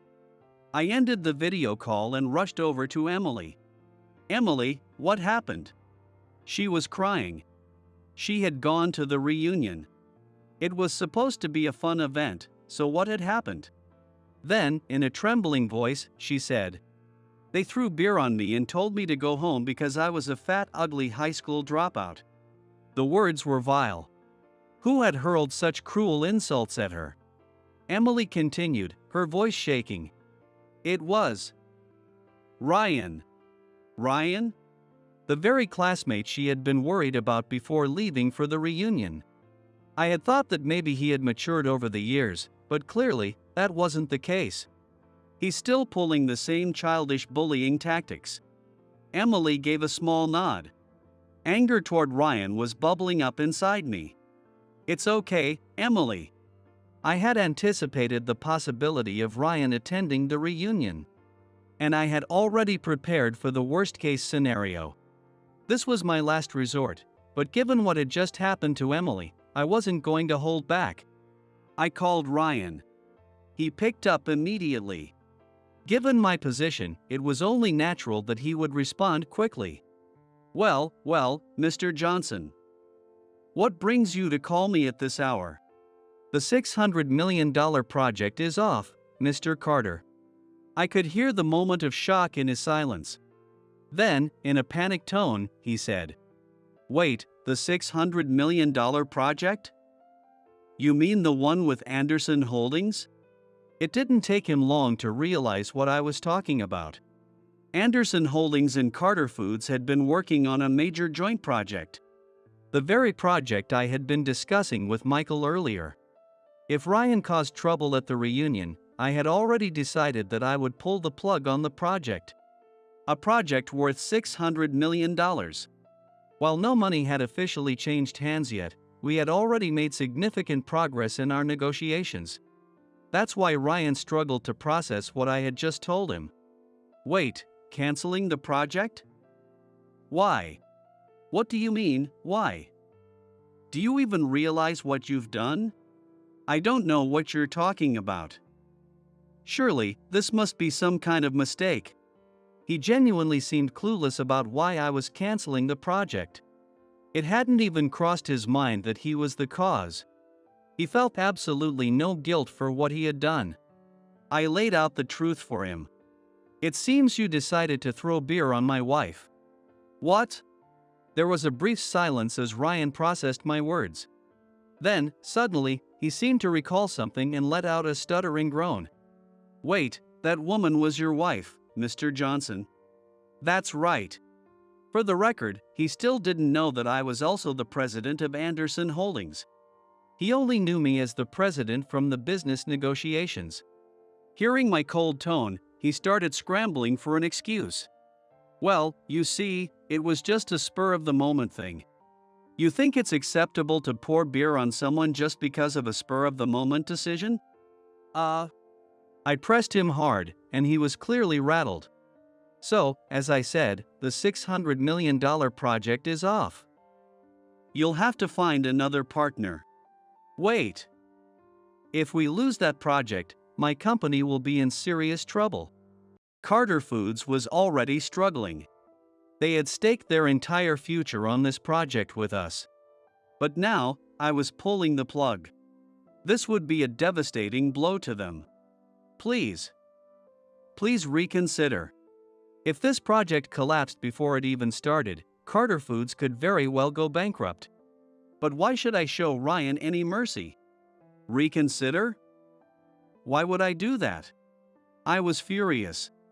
Not just because Ryan had failed to grow as a person in the past 20 years, but also because he had humiliated my wife and thrown beer on her at the reunion. How could I possibly forgive such despicable actions? That's all I have to say. Wait. Mr. Johnson. Let's talk this through. Ryan was still desperate, but I didn't care. I hung up the phone. Because I spoke with an intensity one rarely showed, Emily stared at me in shock. She had never seen me this angry before, not since I started my career. I turned to her and gently placed a hand on her shoulder. Are you okay, Emily? Yeah. I'm okay. Then, in a small, trembling voice, she whispered, Thank you. She probably hadn't expected me to get this upset on her behalf. But as her husband, this was only natural. You don't need to thank me. I had already decided that if Ryan caused trouble, I'd use this project as leverage. We don't need Carter Foods for this deal, anyway. There were plenty of other companies eager to partner with Anderson Holdings on this project. The only reason we had chosen Carter Foods was because of Michael. He was a reliable, trustworthy man, and I felt bad for abruptly cutting the project. I'd have to apologize to him later. But no matter what, Ryan's arrogance could not be tolerated. I would have to find another business partner. As I thought about what lay ahead, Emily took a shower and changed into fresh clothes. With Ryan there, she probably had no intention of returning to the reunion. I had no desire to go either. I wasn't about to give Ryan a chance to make excuses. We could always attend a future reunion instead. Cheers! Cheers! Dressed in our comfortable home clothes, we clinked our cocktail glasses together. As she took a sip, Emily smiled. Then, she said something unexpected. You saved me like this before, too. Huh? I grew up in a single-mother household, remember? So Ryan used to pick on me back then, too. Emily had indeed been raised by a single mother. Unlike me, though, her parents had divorced. She had attended high school for a while. However, due to financial difficulties, she had to drop out and start working. Since she and Ryan had gone to the same high school, he had known about her situation. After dropping out, she found a job at a restaurant where she eventually met Mr. Anderson, just like I had. As I recalled her past, Emily spoke again. You stood up for me when Ryan was harassing me. What? You don't remember? She pouted slightly. Hearing that, I searched my memories, and then it hit me. I hadn't always been Ryan's target. His bullying had turned toward me only after I had defended Emily. Stop it. What's it to you? She hasn't done anything wrong. In my memory, all that remained was the fact that Ryan had bullied me. I had completely forgotten the events that led up to it. But Emily had never forgotten that I had helped her. That's probably why, when she realized we were working at the same company, she reached out to me. You haven't changed, Kevin. She blushed slightly and smiled. I realized that, perhaps, she had started having feelings for me back when I stood up for her. And now that we were married, it felt as if I was witnessing that moment all over again. The difference between then and now was that I had power. That was why I had been able to protect her this time. Seeing her smiling like that made me feel a little embarrassed, and I scratched my cheek. At the same time, I felt happy, like our bond had deepened even more. The next day, I returned to work as president. As expected, the $600 million project with Carter Foods was officially scrapped. I'm sorry, Michael. No, I understand. This is Mr. Carter's own doing. If anything, I should be the one apologizing. Michael gave a wry smile. To be honest, his arrogance has been a problem for us too. Maybe this will be a wake-up call for him. Oh, is that so? Yes. I was relieved that he understood. I had worried that Michael might be upset, but hearing his response reassured me. Actually, I'm planning to leave Carter Foods soon. Oh? Really? Yes. Now that the project has fallen through, there's no reason for me to stay. Besides, dealing with Mr. Carter's arrogance has been exhausting. It seemed Ryan had been treating his own employees with the same arrogance. I couldn't help but chuckle at what a terrible leader he was. So I made him an offer. In that case, why don't you come work for us? Are you serious? I'd be glad to have a dedicated and honest employee like you. Think about it. Thank you. I'll definitely give it serious consideration. Michael's response was enthusiastic. Of course, the final decision was his, but I would be happy to work with him again in the future. The project had been scrapped once, but we were already close to securing a new partner. The reunion had turned into a mess, but everything else was moving forward smoothly. However, just when things seemed peaceful, trouble arrived unexpectedly. Mr. Johnson, Mr. Carter is here. I never expected Ryan to show up at Anderson Holdings headquarters unannounced. His sheer audacity left me exasperated. He's been demanding to see you. We had already found another company to partner with. There was no reason to engage with him anymore. But Ryan had staked his entire company's future on that $600 million project. Without it, he likely had no way to keep his business afloat. Still, letting him continue making a scene here wouldn't help anyone. I decided to hear him out. Mr. Johnson. What do you want, Ryan? I told you the project is off. I stepped out to meet him. The moment he saw me, his eyes widened in shock. You? Kevin. Oh? You hadn't realized? His entire body stiffened. He didn't realize that I, my wife's husband, and the president of Anderson Holdings were the same person he used to bully back in middle school. He probably thought I had been holding a grudge since middle school. But instead of apologizing, he immediately became desperate and combative. If you cancel that project, do you even understand what will happen? Oh? And what will happen? My company could go bankrupt. Did he really think that was a valid threat? I sighed, exasperated by his pathetic attempt at intimidation. If your company's survival depended on this deal, then you should have been more careful about how you conducted yourself. You were the one who betrayed us by throwing beer on my wife. We were fully committed to the project, and if not for your actions, we would have seen it through to the end. That's because I didn't know Emily is your wife. He kept making excuses, refusing to take responsibility for his actions. How could anyone trust a company run by a man like this? Ryan stomped his foot in frustration. Damn it, just restart the project with us. Unfortunately, we've already chosen a new partner. Carter Foods is no longer in consideration. Don't screw with me. If my company goes under, how do you plan to take responsibility? No matter what I said, Ryan kept shouting. Maybe he had no intention of leaving until I agreed to restart the project with Carter Foods. How could I get him out of here? As I was thinking, an unexpected person arrived. Mr. Carter. Emily. What do you want? Emily had appeared in front of us. I had asked her to wait in the office, but it seemed she had decided to come here instead. I had worried that she might be afraid of Ryan, but that wasn't the case. Why have you come here? Obviously, to restart the project. And you have the audacity to say that? What? You tormented us in middle school, and even as an adult, you continue with these disgusting antics. Emily finally let out everything she had been holding back. At the reunion, she had been too overwhelmed to respond. But deep down, she must have had countless things she wanted to say. She had suffered at Ryan's hands both as a child and again just a few days ago. There is no way we will ever restart a project with someone like you. Now, leave. Damn it.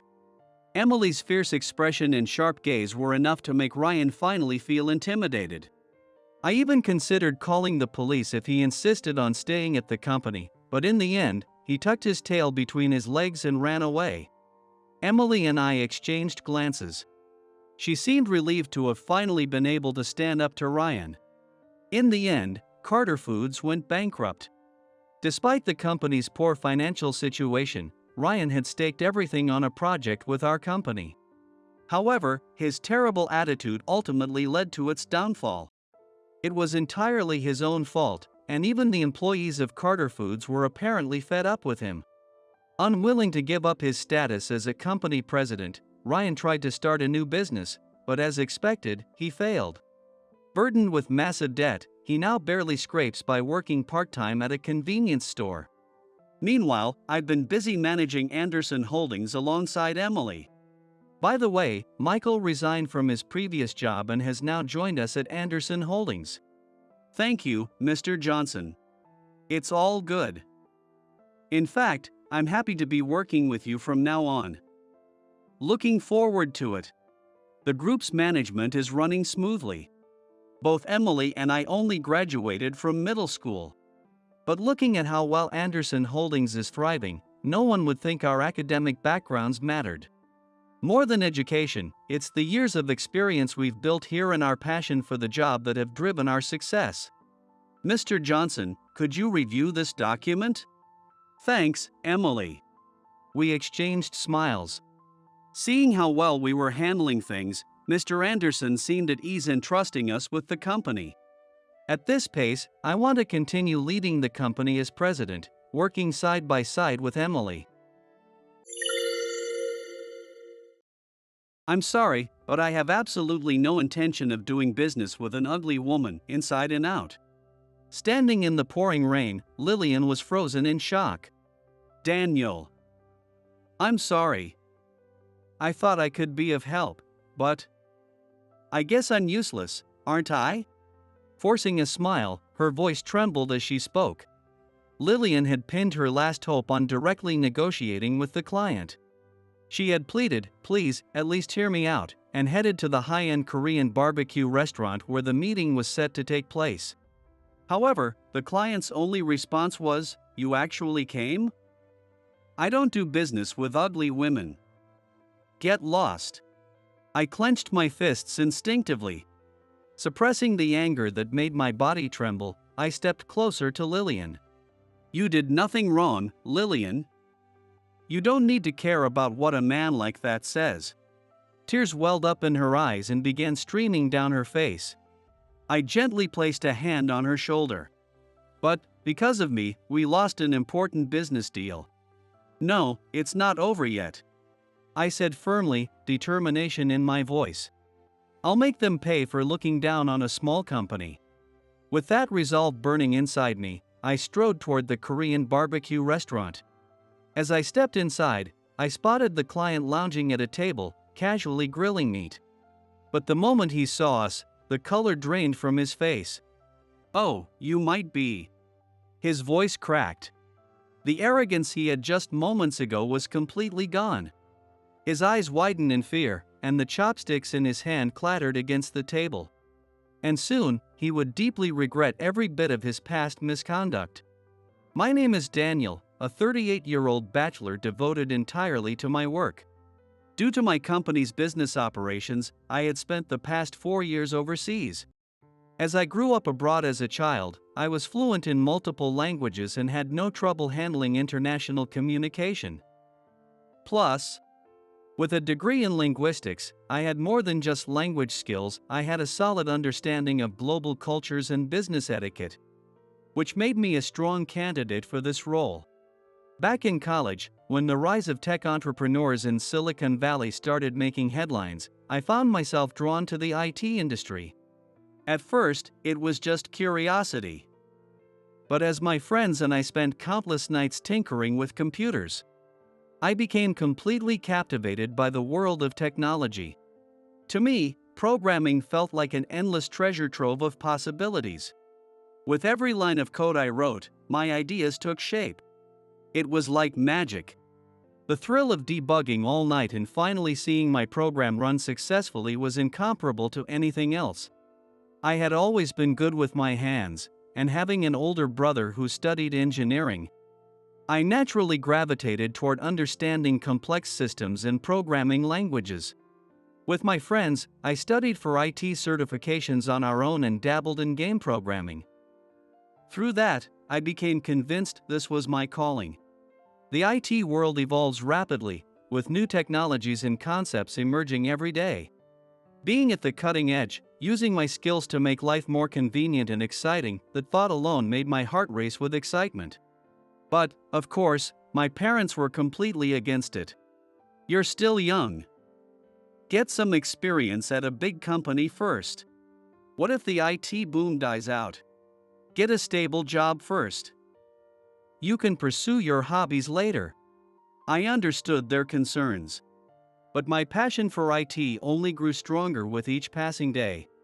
I had no intention of giving up on my dream, but at the same time, I lacked the achievements and confidence to convince them otherwise. So, I came up with a compromise. I'd enter the industry first, gain practical experience, and chase my dreams while proving my worth. Maybe then, my parents would finally understand. With that decision made, I threw myself into job hunting. I applied to every IT-related company I could find, regardless of size. Big corporations, startups, new businesses, it didn't matter. All I wanted was a place where I could pour my passion into my work and hone my skills. During my interviews, I passionately spoke about my commitment to IT. I want to use technological advancements to enrich people's lives. I want to elevate Japanese tech industry to a world-class level. I shamelessly voiced these grand dreams. Some interviewers found my enthusiasm amusing. "You're the kind of young talent that will change this industry," some even said, reassuring me that I was on the right path. After receiving several job offers, I ultimately chose a newly established system development company called Snuffla. Rather than prioritizing the stability of a large corporation, I wanted an environment where my opinions could be heard and where I had the opportunity to take on new challenges. Snuffla specialized in developing systems focused on building information infrastructure. They provided total solutions integrating web systems and applications. The company handled operations and maintenance for business systems across various industries, and in recent years, they had leveraged their overseas presence to focus on improving internet infrastructure in developing countries. After spending years working at different international branches, I finally returned to Japan. The moment I stepped into the office, familiar faces welcomed me back. "Welcome back. It's been a while. Man, you got a lot darker. Daniel, do you still remember how to speak Japanese?" "Shut up. I'm speaking just fine, aren't I? Ha ha." As I basked in the warmth of their playful teasing, I suddenly noticed an unfamiliar face. "Who's that? A new hire?" I turned to Tyler, a junior colleague, and asked, "Hey, that woman with the long hair sitting over there, is she new?" "Oh, her? She joined as a mid-career hire about 3 months ago. Her name's Lillian." But the way he said it didn't sound welcoming at all. Playing with his bangs, Tyler continued, "She kinda has this aloof vibe. I'm not a fan. Well, she does seem a bit cool and distant." From a distance, her sharp features and striking profile made it clear she was a total knockout. She had that cool, confident aura. The kind that would have easily earned her the label of classic aloof yet affectionate back in the day. She barely responds when you talk to her, it's hard to tell if she's even listening, and she always looks grumpy. Honestly, she's kinda hard to approach. I see. Glancing around the office, I took in the atmosphere. Now that he mentioned it, no one seemed to be engaging with her, and she wasn't making an effort to approach anyone either. Looks like it'll take some time for her to warm up to people. As I pondered what to do, I noticed my supervisor, Brandon, approaching. "Good work, Daniel. Hey, How's Japan treating you after all this time? Man, things have changed so much around here, I almost got lost on my way from the station. We shared a laugh, engaging in some casual banter, but then Brandon's expression turned slightly troubled. Listen, I hate to drop this on you so soon, but I need a favor. Let me guess, sales? Exactly. So, about this new employee, Lillian. Tyler just told me about her. She joined recently, right? Yeah, that's right. She's capable and does solid work, but she's struggling with sales visits. Is she not good at talking to people? That's what I'm trying to figure out. But it seems like she's having a hard time with one of the clients she's handling. I see. So, what do you need me to do? I want you to go with her on sales visits. You're good with people, and you can talk your way through anything, right? Judging by Brandon's half-joking yet pleading tone, I could tell they had already tried to manage the situation without success. All right, I'll do what I can. Thanks. Oh, and by the way, today's visit is to her former company. Wait. Lillian used to work at YCD? YCD was one of the top system development companies, a powerhouse in the IT industry. Yeah, apparently, she had some issues over there. That might be part of the reason she's so stiff. But anyway, I'm counting on you. Brandon said this with a friendly smile, giving me a reassuring pat on the shoulder. And just like that, I set off with Lillian for our client meeting. Nice to meet you. I'm Daniel, and I'll be accompanying you on sales visits from today. Nice to meet you. I'm Lillian. As we prepared ourselves in the company car before arriving at the client's office, we went through our usual routine, making sure we looked presentable and ensuring that we wouldn't come across as unprofessional. Without a hint of emotion on her face, as if she were in a meditative state, Lillian quickly introduced herself and immediately started flipping through her documents. Hey, did you make that? Yes, I did. Mind if I take a look? She handed it over, her expression slightly wary. The moment I glanced at the contents, I was stunned. This is incredible. Ha! I must have accidentally spoken my thoughts out loud because she looked up, slightly startled. Lillian, this is a great document. You think so? I just put it together on my computer. She responded curtly, but I continued. It clearly lays out our system structure with easy-to-understand diagrams. The numerical data is well supported with detailed explanations. Sure. Some people might find the small text a bit overwhelming, but if I were a client, this would make me feel confident about working with your company. No doubt about it. Thank you. She seemed unaccustomed to receiving praise, though her expression still looked a bit reserved. The icy demeanor she had maintained earlier softened ever so slightly. Look, you put together something this solid. You should have more confidence in yourself. All right. I'll do my best. She bowed her head hesitantly, then followed behind me, almost like a little chick trailing its mother. I couldn't shake off a slight sense of unease, but with no time to dwell on it, we stepped into the towering office building, where the massive sign of the major system development company loomed over us. Huh, I heard you changed jobs, but I never imagined you'd end up coming back here as a business partner. The man sitting across from us leaned back in his chair, casually running a hand through his long bangs. In a bright, sunlit conference room with a stunning view, Lillian and I sat, both feeling a bit on edge. Sitting in front of us was Jason, a so-called star employee at YCD.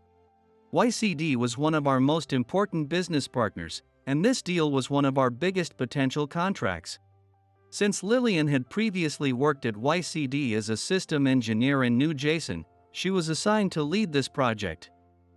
However, she's got a nice face, but man, she's the most boring, bloomy chick I've ever met. Talking to her was a total snooze fest. I see. From the moment we sat down, Jason had been nonstop ridiculing her, both personally and professionally. Lillian kept her gaze fixed downward, silent. I figured she'd at least move to another big company, considering she's competent enough to get by. But wow. Imagine my surprise when I heard she went to some no-name company. Man, what a joke. He let out a condescending laugh. I could feel my anger slowly rising. Excuse me, but we're here to discuss business. When will we be allowed to begin? Oh, about that. Jason glanced at his nails, speaking in a lazy drawl. I was kinda curious about what kind of people work at a small company like yours, so I made some time. But now? I'm not feeling it anymore. So? Yeah, this meeting's over. Wait, at least hear us out. I tried to push back, but he waved me off dismissively. Man, you're persistent. Listen, we deal with major clients. We don't have time to waste on small fry companies like yours. I could see the disappointment in Lillian's expression. Realizing there was no point in arguing, I said, at the very least, please take a look at these materials. I placed the documents Lillian had carefully prepared in front of him. But Jason merely glanced at them before scoffing and pushing them aside without even flipping through them. Just give up on getting a deal with us. With that, he got up and walked out of the room. Thank you for today. Lillian lowered her head shyly. No, I should be the one thanking you. I learned a lot. But after what they said to me over there, I can't stop worrying about how this might affect our company's sales. If it does, then so be it. That just means it wasn't the right opportunity. YCD isn't our only client. Besides, I decided to be upfront about what was on my mind. Looking at her gently, I said, you should have more confidence in yourself. You put together such an impressive report, after all. She cast her gaze downward, looking embarrassed, and then slowly opened up. Ever since I was little, people always complimented my appearance. But because of that, I started to worry that I was just a pretty face and nothing more. It made me uncomfortable being in the spotlight. Maybe that's part of why I've always been so reserved. Seeing her honestly share her thoughts, I felt a sense of admiration for her. Thinking back to the meeting with Jason, I added, I figured since I already knew Jason, it might actually make things easier, but that clearly wasn't the case. At that moment, Lillian hesitated, then lowered her head slightly and said something unexpected in a soft voice. Actually, we used to date, just once. Wait, what? Oh, I see. For a moment, I was at a loss for words. I couldn't hide my surprise at this unexpected revelation. So there was history between Lillian and Jason. This sudden turn of events stirred something complicated inside me. I started to feel like I had pried into something I shouldn't have, and an awkward silence settled between us. Sensing the tension, Lillian forced a smile. But it was a long time ago, and I'm completely over it. Honestly, I only agreed to date him because he was so persistent. I never really had any feelings for him. I see, in that case. I hesitated for a moment, wondering if I should say what was on my mind. But in the end, I decided it was for her own good. I get that you're naturally reserved, and I understand why you don't want people to judge you based on your looks. But it's such a waste. Even if it's just a little at a time, try engaging more with the people in the company. They'll support you, I promise. You worked at an incredible company like YCD, which means you're capable. You just need to take things one step at a time. I said it all in one breath, feeling a little winded, but I had put my heart into it. She looked a bit surprised, but I could tell that, even just a little, she was smiling. Thank you. No one's ever said something like that to me before, she admitted, looking slightly embarrassed. I spoke honestly. I mean, how could I not say it? Your report really impressed me. The diagrams are clear, the text size is perfect. It made me realize what it truly means to be a competent professional. She smiled, looking genuinely happy. Hearing that makes all the effort feel worth it. At my old company, I used to get scolded for spending too much time on the details. I thought I'd hear the same thing here. Shaking my head, I explained. Not at all. We're a small company, which means we all have to help each other. If we spend our time butting heads, nothing will ever get done. I let out a small chuckle. Nodding thoughtfully, she responded. You're right. A company's size doesn't really matter in the end. It's just a group of people working together. Finding good people. Regardless of where you are, that's rarer than winning the lottery. Her words struck a chord with me. I feel the same way.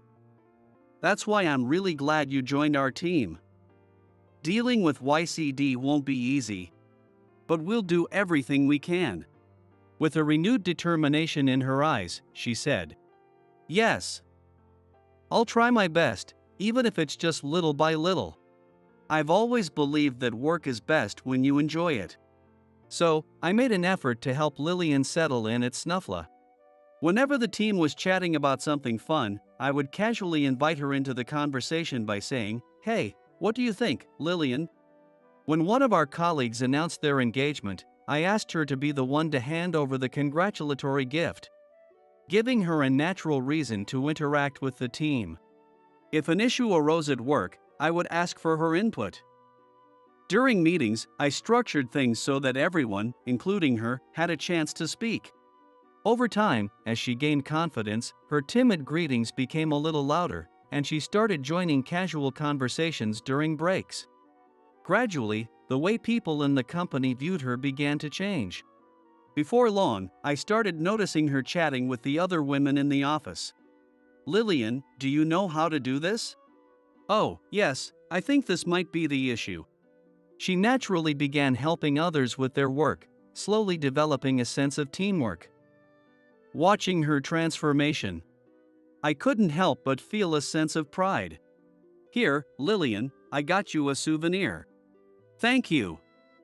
Oh, did you go on a trip?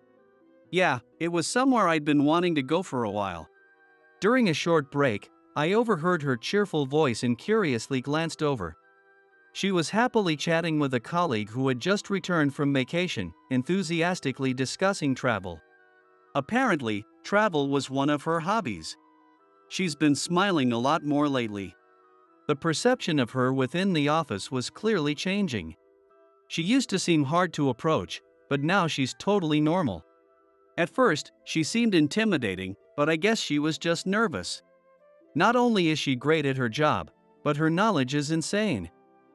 She must have studied a lot. I think I misjudged her. More and more people were starting to appreciate her. And I felt relieved that the misunderstandings about her were being cleared up. One day, I casually asked her, "So, how are things?" You seem to be smiling a lot more these days. She nodded, looking genuinely happy. Yeah. I've never felt this happy while working before. That's great to hear, I replied with relief. After a brief pause, she looked at me with gratitude and said, It's all thanks to you, Daniel. I used to think that personal relationships at work were unnecessary. That getting too close to colleagues wasn't a good thing. But coming to Snuffla has made me realize that camaraderie and teamwork are entirely different from favoritism. I nodded in agreement. Exactly. Everyone here is serious about their work, but at the same time, they enjoy what they do. That balance makes this place so comfortable. In some ways, it's more laid back than a big corporation. I think this kind of environment suits me, she said confidently. Same here, I agreed. We exchanged warm smiles, feeling a mutual understanding growing between us. At that moment, I thought, it would be great if things could continue like this. But then one particular day changed everything. It was the day of our monthly all-hands meeting, and with a critical project on the line, the discussion was more heated than usual. Man, I wonder what's going to happen with the YCD deal. Brandon murmured while glancing at me. His voice was naturally loud, so even though he hadn't meant for everyone to hear, his words reached Lillian, who immediately lowered her gaze, looking apologetic. I didn't want her to feel disheartened, so I spoke up. Well, we don't know how that situation will play out, but we've been getting positive responses from other potential clients. I think we should seriously consider moving forward with those contracts. Hearing that, Brandon and the rest of the team nodded in agreement, reassuring me that no one had taken my words the wrong way. After the meeting, as I was about to leave the conference room, Lillian hurried over to me. Daniel. What's up? About the YCD deal. I think I should step down as the lead. Her expression was so serious and urgent that I almost took a step back. I don't think that's necessary. But I get it. It must be uncomfortable working with someone you used to date, even if it was brief. No, that's not it, she shook her head. It's just, after what happened last time, I can't shake the feeling that I might end up jeopardizing this important deal. If that happens, I'd never forgive myself. Don't worry about it too much. Are you okay, Lillian? Yes, I'm fine. Seeing her familiar, comfortable smile, I let out a quiet sigh of relief. I want to contribute. Snuffla changed me. I want to give back to the company that helped me grow. Thank you. Just having that mindset is already more than enough. She simply smiled, perhaps as a way to hide her embarrassment. After that, Lillian threw herself into her work with even greater dedication. Emily, is this system workflow correct?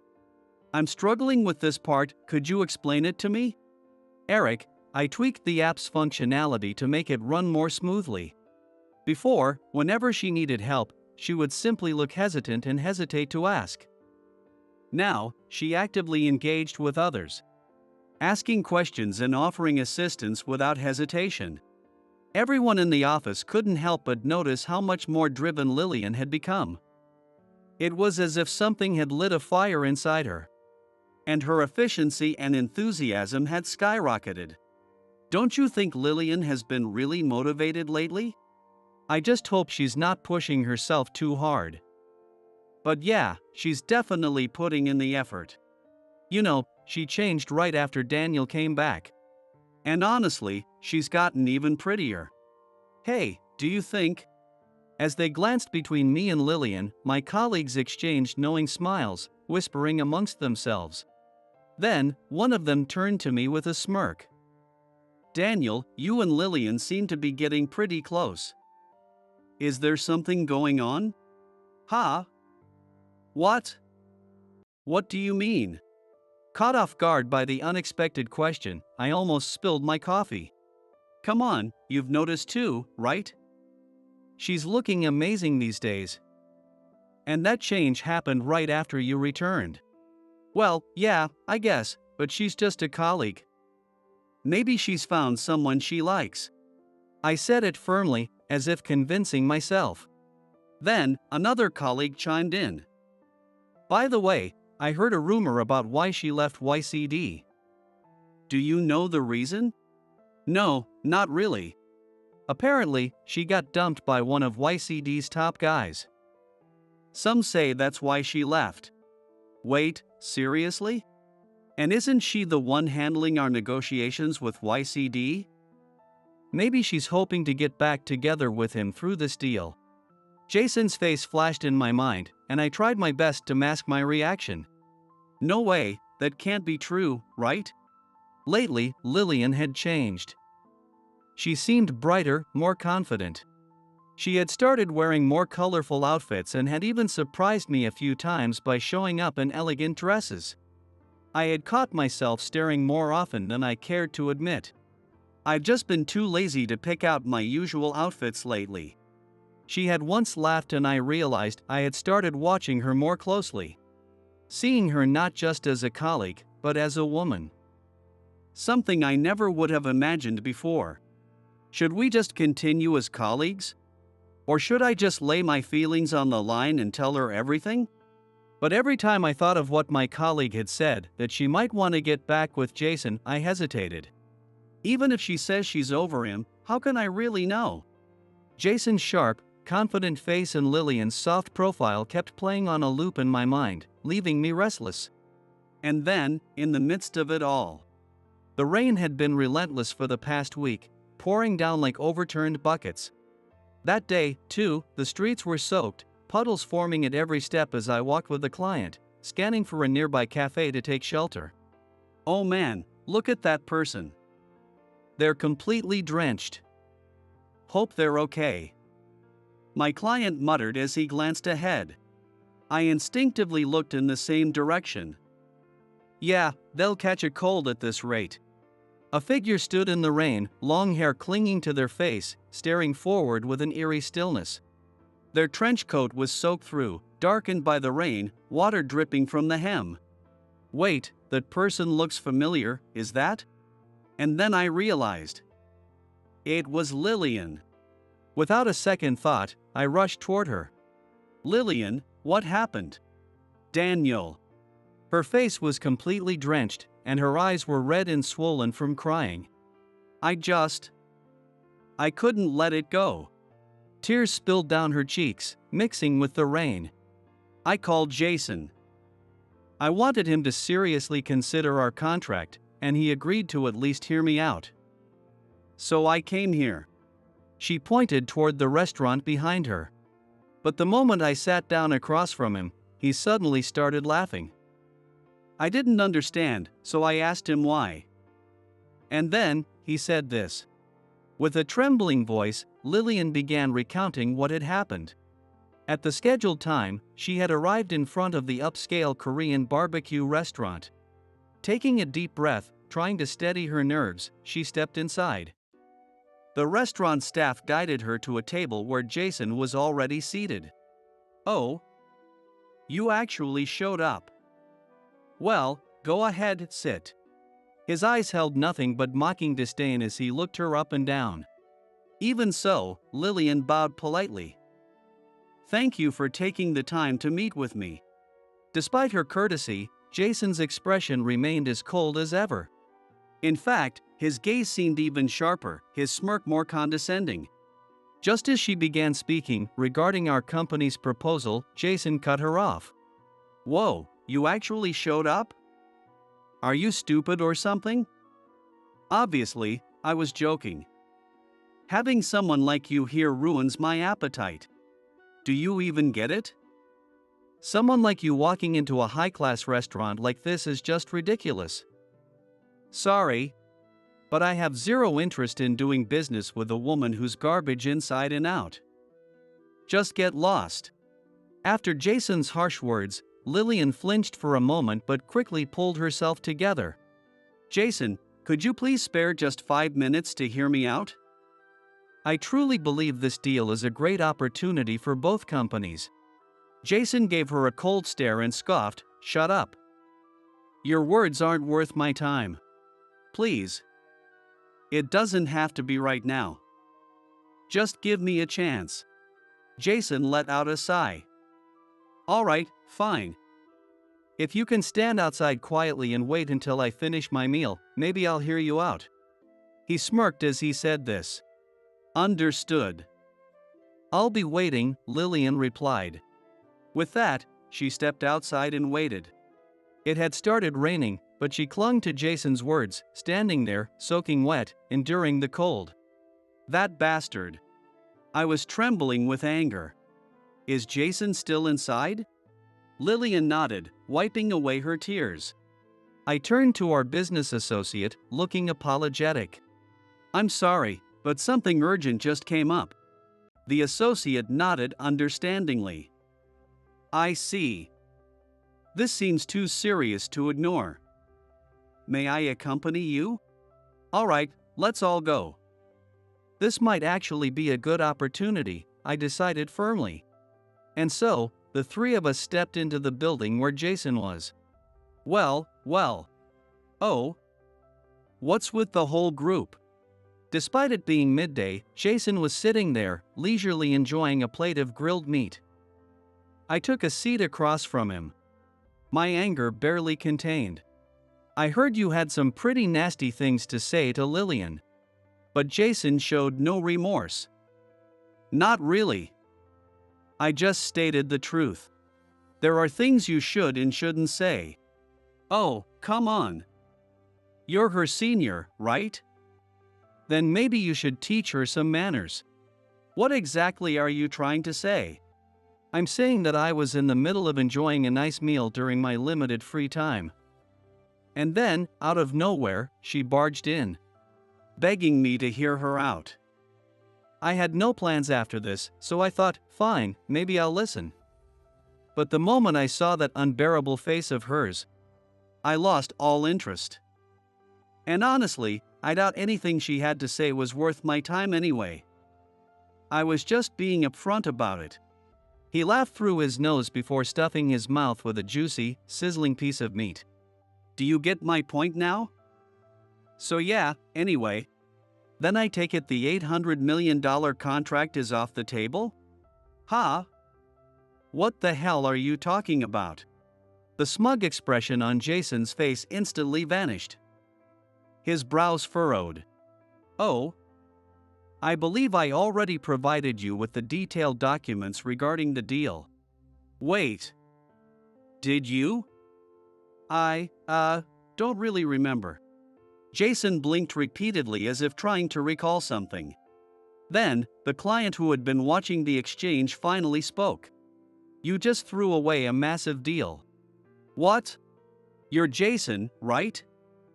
I heard you're supposed to be YCD's top performer, but honestly, you don't seem all that impressive.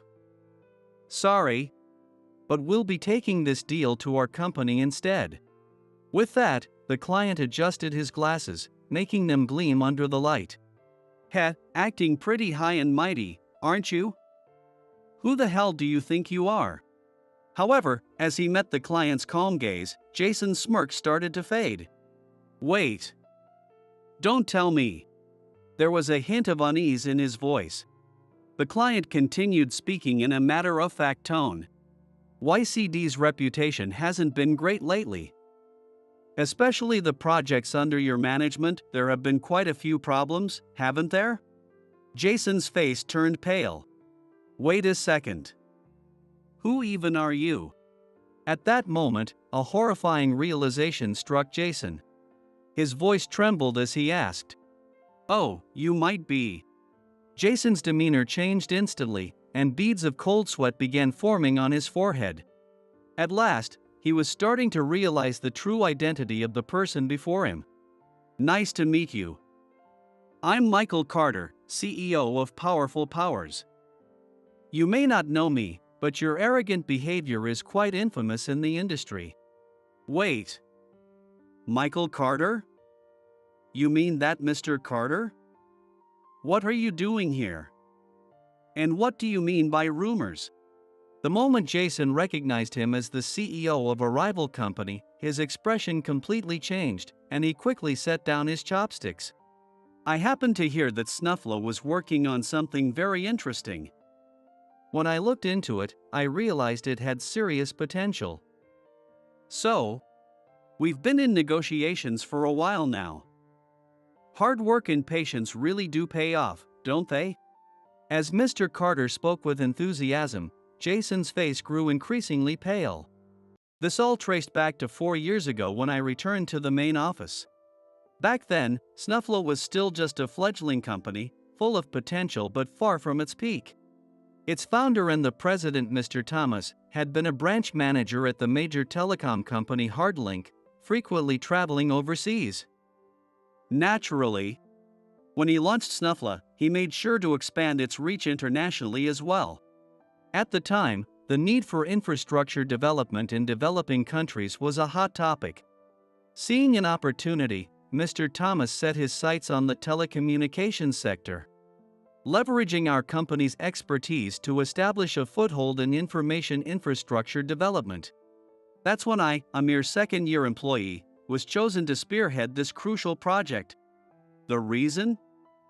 My fluency in multiple languages and my extensive knowledge of system architecture, which I had cultivated since my student years. The pressure was immense. Failure wouldn't just hurt the company's revenue, it would tarnish its reputation. For a 34-year-old, it was an overwhelming burden. Even so, I poured everything I had into it, my language skills, my communication abilities, and worked shoulder to shoulder with local system engineers, sweating through every challenge. Our efforts bore fruit. In a developing country with fewer than 10,000 people, we successfully established a telecommunications company and built the infrastructure needed to spread internet access. It was a resounding success for the company, and I was set to return home with an unprecedented promotion. But then, I stumbled upon something unexpected. During a casual conversation with local engineers, I learned that language translation technology was becoming an increasingly hot topic. Today, translation apps are commonplace, but back then, they were a niche concept with little recognition. One of the engineers mentioned that his company was actively working on developing a practical translation system. At first, it sounded like something out of a cartoon fantasy. But when they showed me a prototype, I was blown away. The system was designed with solid logic, complete with well-thought-out solutions for potential bugs. They had also deployed local teams in various countries to analyze regional dialects and linguistic nuances. One of the engineers chuckled, mentioning that English can be particularly difficult due to ambiguous phrasing and cultural nuances that don't always translate well. Yet, there was something undeniable in their passion. They were serious about bringing this technology to the world. I have a feeling this could gain significant traction in Japanese market as well. With that in mind, I went straight to Mr. Thomas and pleaded my case. I asked for an extension on my stay, hoping to delay my return by a few years so I could join the team working on the translation system's practical implementation. To be honest, I later regretted getting involved purely out of passion. The field was too uncharted, too unpredictable. But after making such a bold request to Mr. Thomas, I couldn't just walk away. At first, the local engineers saw me as some sort of foreign anomaly. But as I worked tirelessly and remained sincere in my approach, they gradually accepted me. The distance between us shrank bit by bit. I poured every ounce of my expertise into the project, going beyond just my role at Snuffla. Before long, I had built an unshakable bond of trust, not just with the team, but with the company itself. Even Mr. Thomas recognized my efforts. Then, to my shock, he made an unbelievable offer. If this translation system is successfully completed, Snuffla will be granted full ownership. You're free to develop and expand the business however you see fit. At first, I thought I misheard him. This was an extremely rare offer in the business world. I hesitantly reported the news to Mr. Anderson of Snuffla. Of course, Mr. Anderson was so stunned that he muttered, half jokingly yet with a hint of genuine concern, "This isn't some kind of scam, right?" However, the very next day, he received an international call that confirmed everything Daniel had said. That was the moment he realized it was all real. From there, things moved quickly. The negotiations progressed smoothly, and in the end, both parties finalized a deal. Snuffla would acquire the translation system for an astonishing $10 million. This project is something you fought for with your sweat and tears. We'll register it under your name. When Mr. Anderson said that to me, I felt a surge of emotion. Memories of the struggles, the friendships I had built, and the sheer effort poured into this project flooded my mind. More than ever, I felt determined to ensure our work wouldn't go to waste. Upon my return, I immediately set up the necessary legal processes. Snuffla officially launched a new division dedicated to refining the translation system, enhancing its accuracy, and integrating it with apps. Armed with our newly acquired technology, we pitched it to several major system development companies. Among them, the one that showed the most interest was none other than Powerful Powers, YCD's biggest rival. What? No one told me about this. What's going on? Jason stammered. Oh. I believe the documents I provided the other day contained a detailed explanation. You didn't read them, did you? That's. Jason was at a loss for words. Judging by your reaction, it seems you have no real desire to work with us. No, wait. A small, amateurish company like yours couldn't possibly be working on anything significant. You may see us as amateurs, but there are plenty of small companies making meaningful contributions to society. Still, you could have at least explained it to me back then. Jason snorted, glaring at us sharply. But you wouldn't even listen at that time, remember? Once again, my words hit the mark, leaving him silent. I decided to drive the point home. You've been looking down on our company, calling us small and insignificant. This is simply the result of your own arrogance catching up with you. Still, refusing to tell me anything at all, isn't that unfair? At this point, anything you say just sounds like the desperate whining of a sore loser. Jason couldn't say anything. All right, let's leave it at that. Mr. Carter said, his gaze shifting to Lillian, who was still standing there, drenched from the rain. Honestly, I'd love to move forward with finalizing the contract right now. But our key negotiator here has been in this state for too long. She's going to catch a cold. This isn't the time for business talks. Let's reschedule. Lillian, you should head home and change immediately. Yes, thank you. Lillian replied, her voice still weak as she bowed deeply. I bowed as well, expressing my gratitude. Thank you for your time today. We look forward to working with you in the future. As Mr. Carter casually waved and started walking away, he suddenly turned back toward Jason and said something unexpected. Oh, by the way, I'll be sure to mention today's incident to your CEO, Mr. Harris. The world sees us as rivals, but back in the day, we were quite the reckless pair. Just thought you should know. Mr. Carter. Wait, please, wait a second. In a panic, Jason tried to stand up, but his legs, stiff with tension, got caught on his chair. He stumbled clumsily.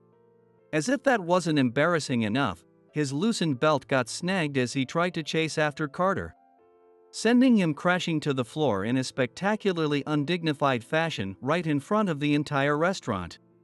Ha! Lillian, covering her mouth with her hand, let out a quiet chuckle. Seeing that, for some reason, I felt a sense of deep satisfaction. The turning point for Snuffla, and so, Snuffla and Powerful Powers successfully sealed the $800 million contract, marking the beginning of an entirely new service venture centered around translation systems. Powerful Powers had originally started as a staffing agency and had rapidly expanded, becoming one of the most promising companies in the industry. Securing a partnership with a company of their scale meant that we now had the opportunity to form connections with other businesses under their corporate umbrella. It was a chain reaction of success. But more than anything, what made this partnership truly exciting was Mr. Carter himself. He was someone who valued the essence of work, not the size of a company. During negotiations, he actively engaged in discussions about the software we were developing and even shared valuable insights on teamwork, not from a profit-driven perspective, but from a place of genuine mentorship. In that sense, working with Powerful Powers wasn't just about boosting revenue, it was about growing as professionals. I was confident that this partnership would be an invaluable experience, and as it turned out, I was absolutely right. The employees at Powerful Powers seemed to share Mr. Carter's sharp intellect and sense of humor. They were incredibly talented, consistently exceeding expectations and delivering results beyond what we had proposed. For Snuffla, this collaboration brought a fresh energy we hadn't experienced before. The atmosphere in the office became noticeably more lively and motivated, as if everyone had rediscovered their drive. Hey! We just got an amazing proposal. Tyler burst into the office, practically out of breath, and wasted no time getting straight to the point. We had already been in discussions with Powerful Powers about integrating our translation system into an existing hospital search app. But now, They wanted to take it a step further, a complete rebranding. They suggested hosting a joint design competition between both companies to create a brand new app icon and user interface. It had been years since our last internal and external design competition. And since anyone, regardless of department, could participate, this was a rare chance for everyone to showcase their skills. The office buzzed with excitement and anticipation, a level of enthusiasm we hadn't seen in a long time. We couldn't afford to let this opportunity slip away. The surge in employee motivation had a ripple effect across the company, positively impacting our other business relationships as well. Success breeds success. New contracts with existing clients started rolling in one after another. Even companies we had worked with only once in the past reached out with new business proposals. Before we knew it, Snufflo was gaining serious recognition in the industry. The numbers spoke for themselves. This quarter's revenue was set to exceed all expectations. In fact, we were about to achieve the most profitable fiscal year since the company's founding. And as a direct result of my contributions to this success, I was officially promoted to department head. A promotion to department head before the age of 40 was almost unheard of, and the office erupted into a full-blown celebration. "Daniel, you did it! I always thought you were perfect for a department head position. I'll follow you anywhere. Congratulations on your promotion. Thanks, everyone." From a distance, Lillian had been quietly watching the celebration. But then, she made her way over to my desk just to say those few words. Thinking back to that rainy night, when she had stood there, soaked and crying, I knew without a doubt I wouldn't be here without her. "Lillian, once things settle down." Before I could finish my sentence, one of my juniors approached me with a work-related question, cutting me off. I never got the chance to say what I had intended. Lillian, too, seemed to have something she wanted to say. Her reluctant, lingering expression stayed with me, etched into my mind. Jason's fall and YCD's consequences. Meanwhile, Jason's blunder had cost YCD a fortune. And as the truth came to light, he was forced to take full responsibility. Apparently, this incident had exposed his long history of mistreating business partners. Just like he had done with us, Jason had a long history of belittling smaller companies, sneering at their size and treating them as insignificant. He would exploit YCD's dominant position, deliberately forcing unfavorable contract terms onto weaker partners. Worse yet, he would expense his personal luxury meals under the client's budget, disguising them as business meetings. As more and more of his questionable practices came to light, it became clear that his behavior extended beyond just Lillian. If he found a female employee from a client company attractive, he would relentlessly pursue her. And if she rejected him, he would spread rumors to damage her reputation. For YCD, keeping an employee like Jason was a serious liability, a stain on their corporate image. They had no choice but to fire him. When he received the news of his dismissal, his face was reportedly filled with a despair unlike anything anyone had ever seen before. He begged, desperately pleading to be transferred to any department, as long as he wasn't fired. But no one, not his colleagues, not even his superiors, was willing to stand up for him. In fact, many within YCD felt relieved to see him go. Many employees at YCD, who had long been frustrated with Jason's arrogance, felt relieved when he was finally gone. Considering how much resentment he had built up, he must have caused countless issues within the company. Not that I have any interest in knowing the full extent of his actions. With him gone, YCD's work environment reportedly improved significantly. Mr. Carter said, his gaze shifting to Lillian, who was still standing there, drenched from the rain. YCD has repeatedly expressed interest in resuming business with us, even on a small scale. Once our work with Powerful Powers settles down, we plan to reconsider.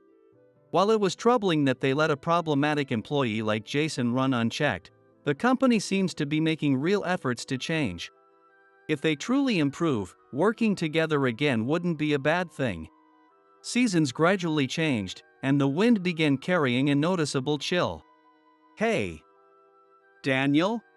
As I walked through the city, a stranger suddenly called my name, making me stop in my tracks. Yeah? And you are? I studied his face, but no memory came to mind. It's me, Jason. From YCD. What? My confusion was justified. The Jason I once knew always had lightened, shoulder-length hair, which he constantly played with. His skin was tanned, and he always looked sharp in a slim-fit suit. But the man standing before me now? Short black hair, a rounder face, and an overall stocky build, he looked like an ordinary middle-aged man. Jason, is that really you? You've changed a lot, not just your look, but everything about you. He scratched his head with a sheepish grin and said, Yeah, I know. Hard to believe, right? I've put on over 20 pounds since then. Never thought I'd end up like this. He gave his now chubby body a little shake, almost as if to prove his point. Strangely enough, instead of arrogance, there was something oddly endearing about him now. Well, at least you seem to be doing all right, I said. Daniel, Suddenly, Jason's expression turned serious. Back then, I was really. I'm truly sorry for everything. Jason. I was completely full of myself. And on top of that, I said horrible things to Lillian. I didn't know what to say. A heavy silence hung between us. What are you doing now? I finally asked. Well, about that. And with that, Jason began to share his story. After being fired from YCD, he spent months doing nothing, living like a recluse. He had no motivation, no direction. But one day, he saw a documentary about an IT entrepreneur. Something about it deeply resonated with him, making him realize he needed to start over. He applied to various system development companies, both big and small, but faced rejection after rejection. At one point, he even felt completely lost. Then, by pure chance, he received a message on social media from someone he followed. They were looking for a programmer for a mobile game. He had some programming experience, so he took a chance, and to his surprise, he got the job. Now, he works in a small, tight-knit team full of anime-loving developers. His colleagues constantly tease him, but the workplace is warm and welcoming. Of course, his past career didn't matter here, he was just a junior employee now. The old Jason would have looked down on people like his current colleagues, likely disrupting the workplace with his arrogance. But after leaving YCD and finding himself alone, he realized how much it hurt to have no one around him. That pain forced him to change. He decided to treat others with respect. His new colleagues were laid back and friendly, constantly teasing him about his changed appearance. But not a single person brought up his past at YCD. For the first time, he experienced genuine human kindness. When I quit YCD and shut myself away, my pride was completely shattered. Seeing Jason laugh as he said that, I could tell he had reflected on his past mistakes and was now doing his best in his own way. Jason touched the faint acne scars on his cheek as he spoke. Back at YCD, I was unstoppable. Even in college, I was pretty popular. Women liked me at YCD too. Looking back, I think I used up all my good luck back then. I haven't had a single romantic connection since, he laughed bitterly. Though he laughed it off, I could see something deeper, a quiet regret lingering in his expression. How's Lillian doing? She's doing great. She's one of our top system engineers now. That's good to hear. His genuine look of relief told me everything. He truly regretted how he treated her. I guess it frustrated me, he admitted. I was used to getting what I wanted. Usually, if I just put in a little effort, women would fall for me. But Lillian never did. She always called herself shy, I said. Yeah, maybe. But after she joined Snuffla, she changed. And especially after she met you. Me? Yeah, it was the same back then. She kept calling me, over and over, begging me to just listen, to at least consider working with YCD. She was so persistent. I actually thought she was going to ask to get back together. When I realized she only cared about the business, it hurt my pride even more. I felt completely discarded, and before I knew it, I lashed out at her. Jason paused, struggling to find his words before continuing. I really loved Lillian. Her honesty, her passion for her work, she had qualities I could never match. But when she left me, I couldn't face my own weakness. I could see tears welling up in Jason's eyes. Jason's expression was a mix of regret and frustration, a complicated blend of emotions. I thought I was just being a little mean. I couldn't be honest with my feelings, so I put up a front. But in the end, I didn't just hurt her, I ended up causing trouble for the company too. I was such an idiot. He let out a deep sigh, pausing for a moment before adding, "If Lillian met you now, maybe she'd open up to you a little more." Nah, no way. Besides, isn't she still into you, Daniel? Wait, what? Why would you say that? Daniel, you're seriously clueless. I don't know about now, but someone as shy as her wouldn't fight so hard for you unless she had feelings for you. It's obvious. Jason grinned as he said that, then casually waved goodbye before walking off. He had finally finished his latest project and was heading to a small celebration with his colleagues. As I watched his back disappear, I took out my phone from my jacket pocket, knowing today was the day I had to say it. An unexpected meeting. Hey, Daniel. Long day? I let out a small smile, standing face to face with Lillian. Even though it was her day off, she had come out without hesitation when I asked to meet. And for some reason, she had put extra effort into her appearance today. Her usual straight, long hair was now softly curled, and a delicate earring swayed by her ear, one I had never seen before. She wore an elegant blue dress, and I couldn't deny it, she looked stunning. It made my heart pound like a teenage boy's. Since it was a special occasion, I had made a dinner reservation at a countryside restaurant, and we were now enjoying an amazing meal together. "I didn't expect you to know such a fancy place," she said with a teasing smile. "Really?" "Well, my work meals usually consist of cheap standing noodles. The kind that costs like $4 a bowl." She giggled. "I actually admire how dedicated you are to your work, Daniel." Her words caught me so off guard that my hand froze midair, fork still in my grasp. "Really?" I was so flustered, I had to take a sip of water just to calm myself down. "You okay?" she asked, tilting her head. "Yeah. I just wasn't expecting that. Did I say something weird?" "No, not at all." I took a deep breath, straightening my posture. "Listen, Lillian, there's something I've been meaning to tell you for a long time now." "That's funny. I have something I want to tell you, too." We exchanged glances. "So, who goes first?" "All right, you go first." I took a deep breath, trying to steady my nerves, and mustered all the courage I had. "I've been drawn to your dedication and determination while working together. And now, I don't just want to spend time with you at work, I want to be with you outside of work too. So, if you'd be willing." "Wait. Can I say something first?" She cut me off at the most important moment, completely catching me off guard. I blinked, confused, but nodded. I decided to leave YCD because I felt like I wasn't growing as a person. Her unexpected story made me forget my nervousness for a moment. But even after changing jobs, my shyness didn't go away. I felt like my colleagues avoided me, and honestly, I thought I had hit rock bottom. She looked up at me, her eyes slightly glassy with emotion. "But then, you reached out to me, Daniel."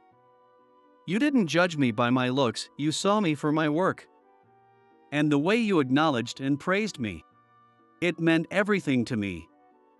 Before I knew it, I had fallen for you, so would you go out with me?